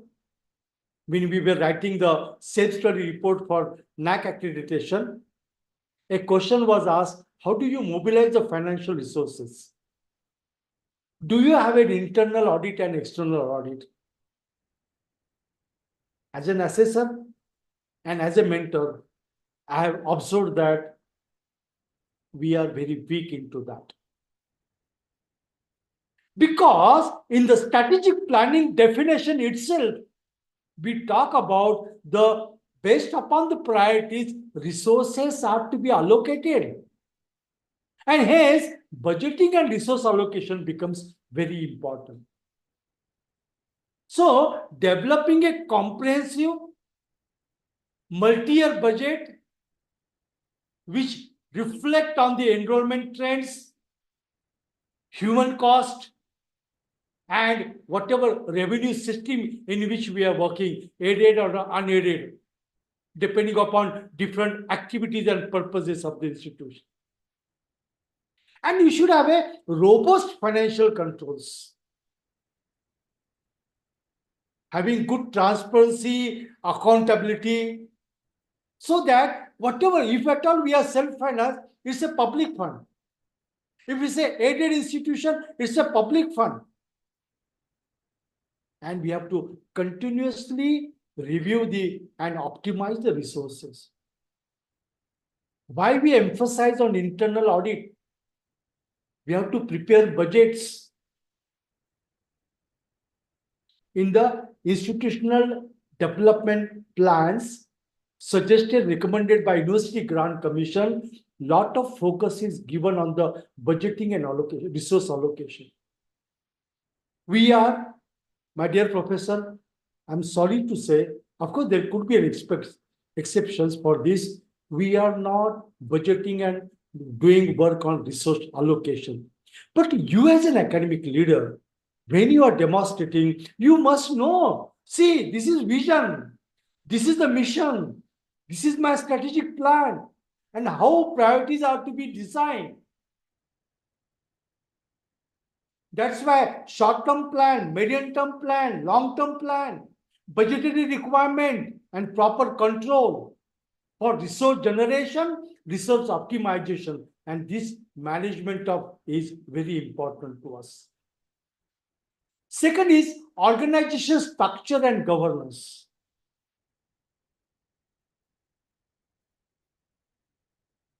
At this juncture, I will not say, but when I used to come physically during such type of the program, many times my faculty professors from self-aided institution used to discuss about this particular topic, governance and organization structure. Because the institutions are managed by the self-private organization. These are the self-finance institutions.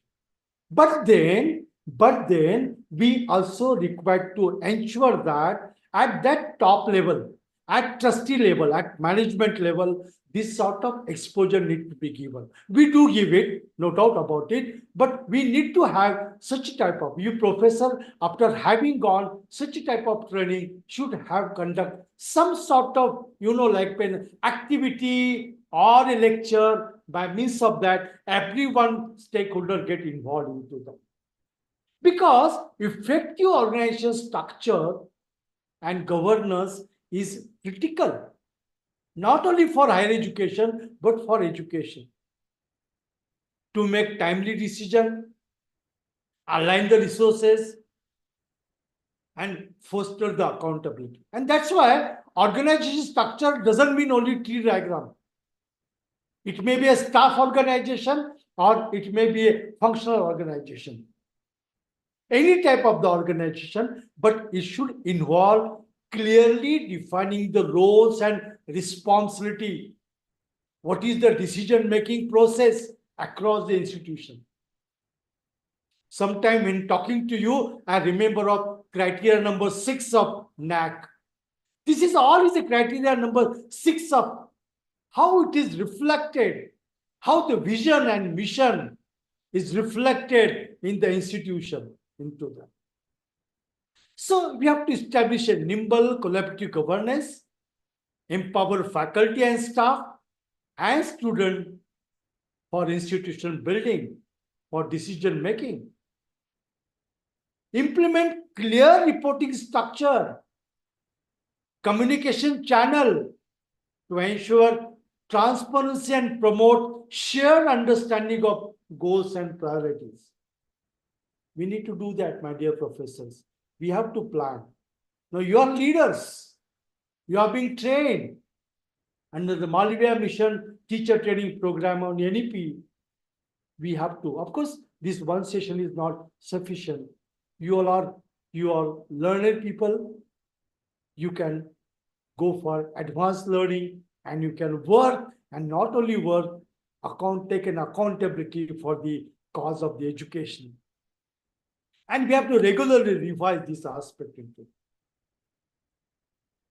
So, a managing of day-to-day operation of the academic programs, administrative functions, and support services, all. Because tomorrow you are going to become principal or head of department or key leader position. Even to me as a lecturer, I used to say that when budgets are prepared,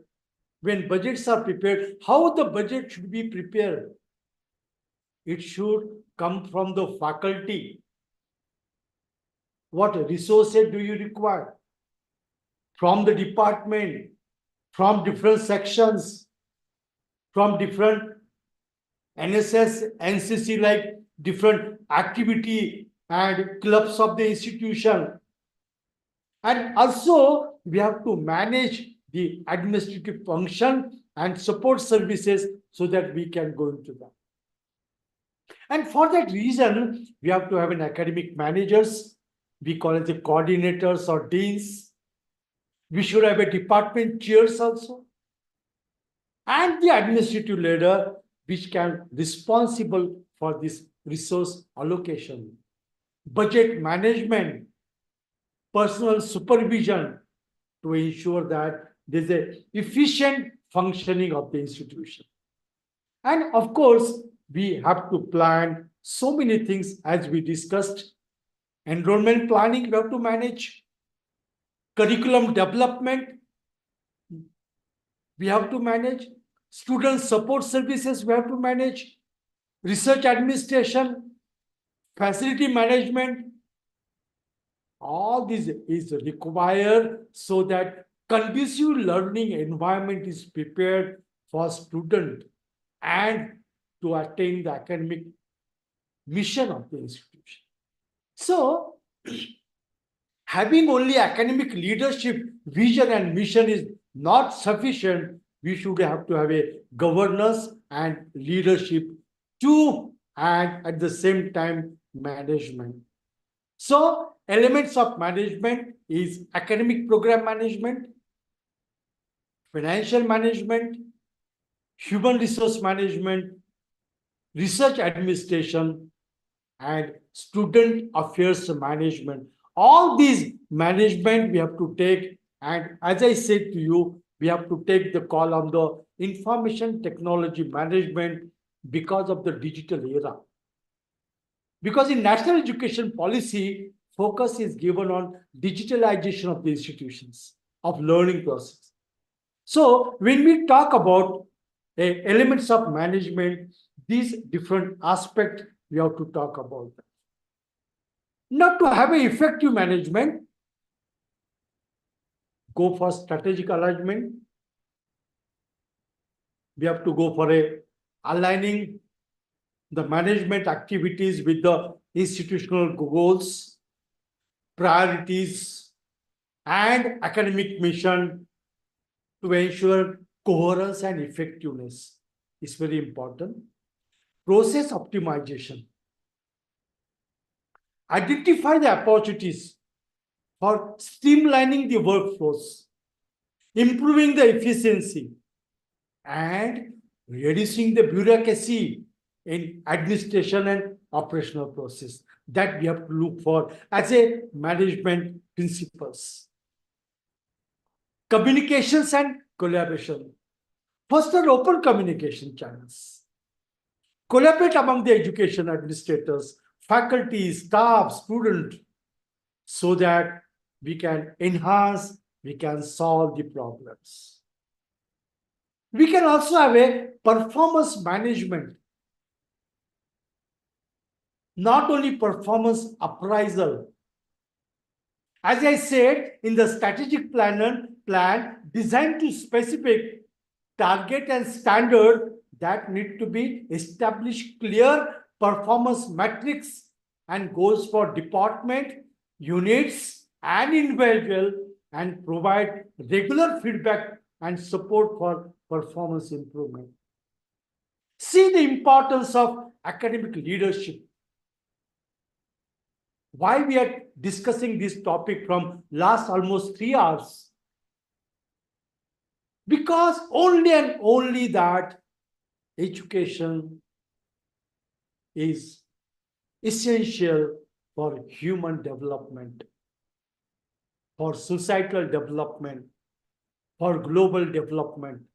And hence, we as a teacher, we as an institution, we have to demonstrate economic administrative leadership into the academics and do such a minute level. And while doing so, very important is adaptability and innovations. Because you have to get adapted with the different new changes which are happening. And you have to go with the innovations. So embracing innovation and adapt the management strategies in response to the changing internal and external factors such as technological advancements, demographic shifts, and economic trends we need to work. Because education is not only, as we discussed, is a degree awarding institution. It is career, life, and societal development. And in that, we have to work. And obviously, when we talk of artificial intelligence, we have to use application of AI in governance and management. Okay. This, of course, I will not go into the detail because only 10 minutes are left. This is not a new area for you, but how we can use the artificial intelligence in transforming the way higher education institution operates from enhancing student experience to optimize the administrative process. Okay, on this we are going to discuss quickly. So how we can improve the governance and management and improve the student experience and outcomes? The AI will help us in personalized learning. So try to incorporate AI in governance and management. Because AI-powered adaptive learning platforms tailor the content and pace to individual student needs and improve engagement and outcomes. So somewhere we know that there are some slow learners, sometimes issues of language, distances, so many things you can use into that. Even for the better student, you can use into that. Virtual assistants. You can use chatbots and virtual tutors to provide 24/7 support, answering the questions, guiding the student through their academic journey. So they become autonomous. They become freedom. And you can even do the predictive analysis about the risk of students at early, enabling them to have an intervention to boost their retention and graduation rates. So you can use even into that. In academic and administrative also you can use automated grading. Now we talk about continuous evaluation. So AI-driven grading system will provide consistent, efficient, and objective assessment of student work. Scheduling the optimization. Our AI algorithms can optimize course schedules, room assignments, faculty timetable to maximize the efficiency. Intelligent admissions to streamline the admission process from application to the scholarship, and that is equally for the facilities. So you can enhance the academics and administration by using to that. And of course, it needless to say, a personalized learning and adaptive curriculum. You can go with a diagnostic assessment, intelligent tutoring. You can optimize the curriculum. So if you have to have an AI into the education, that will really going to contribute. Having discussed all this, my dear professors, what is the teacher role in academic leadership, governance, and management? Teacher contribute to the academic leadership by embodying the institution mission, values, and educational goals in their teaching, research, and service activities. They participate in curriculum development, program assessment, and academic planning process to ensure the quality, relevance, and rigor of academic programs. Teachers often serve in leadership roles within their department or academic units, providing expertise, guidance, and mentorship to colleagues and students. See the important role of teacher into that. Teachers participate in the governance process through faculty governance bodies, committees, and the task force that shape institutional policies, procedures, and priorities. They contribute to decision making on academic matters such as curriculum revision, academic standards, faculty hiring and promotion, and student academic policies. So having academic leadership is lot of use. Teachers represent the academic perspective and advocate for the interest of faculty and students in governance decision, ensuring their voice are heard and considered.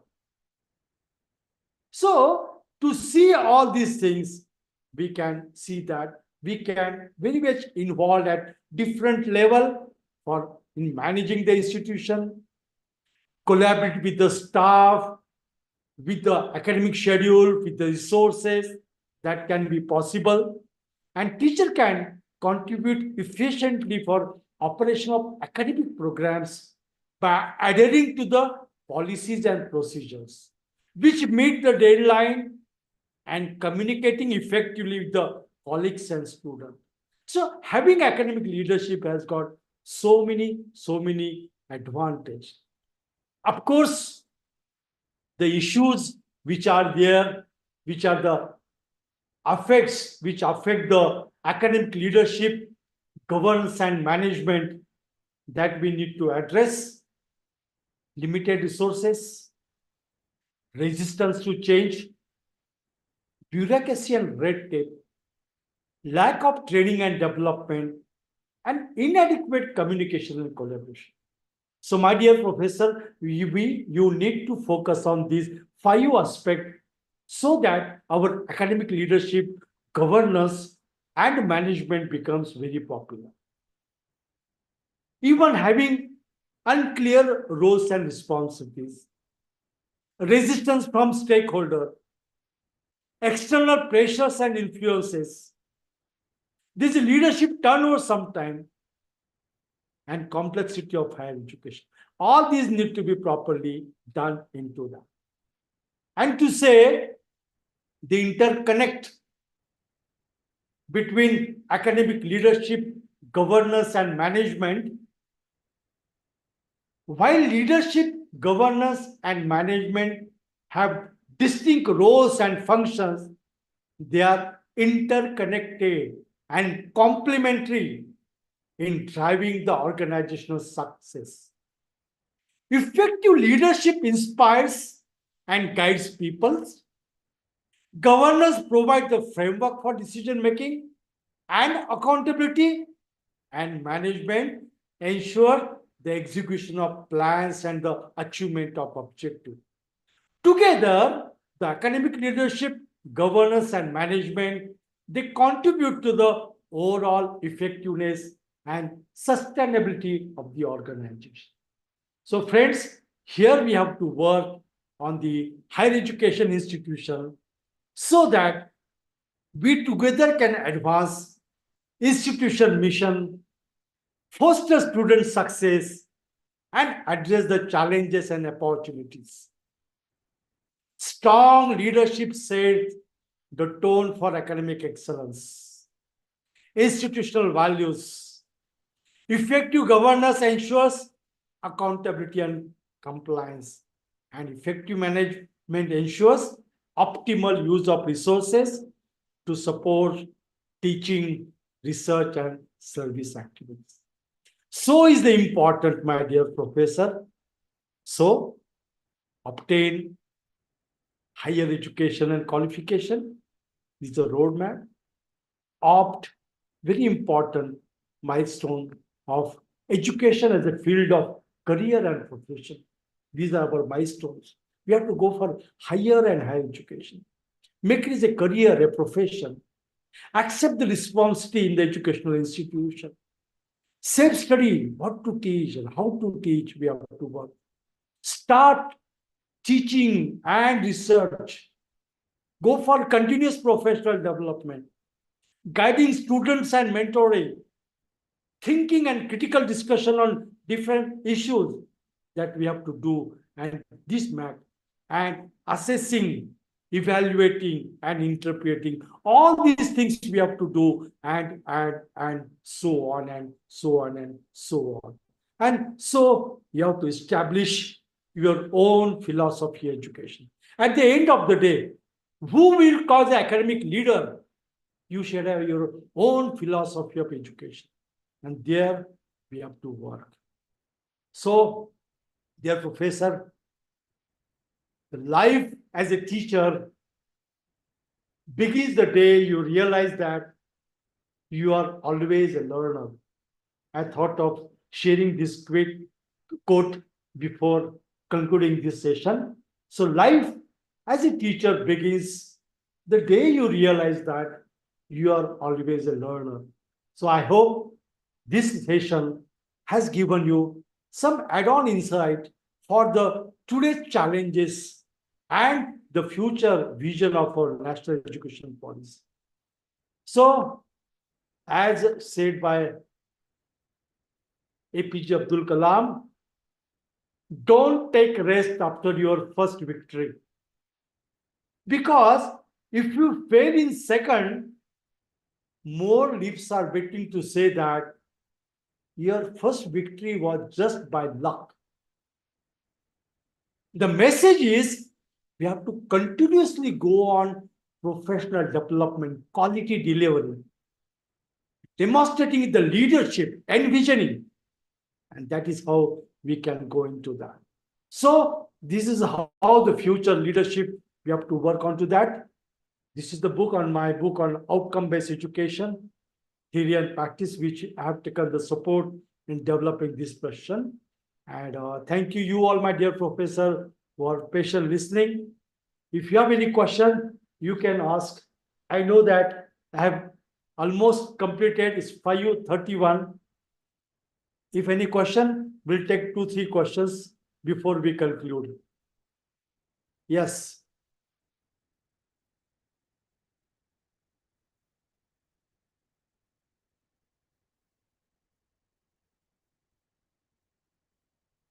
Yes, any question?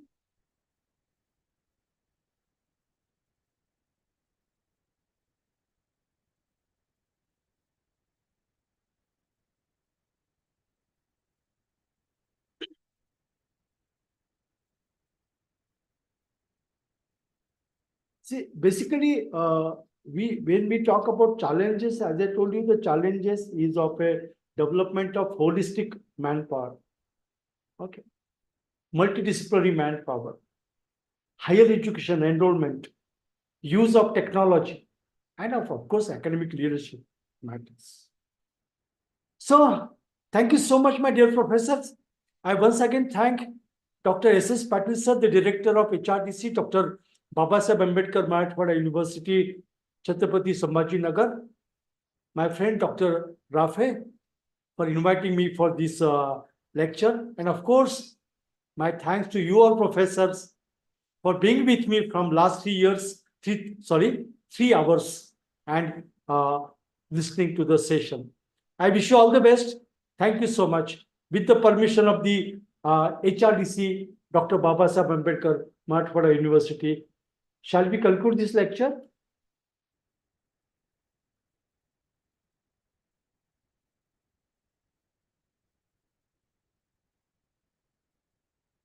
Yes.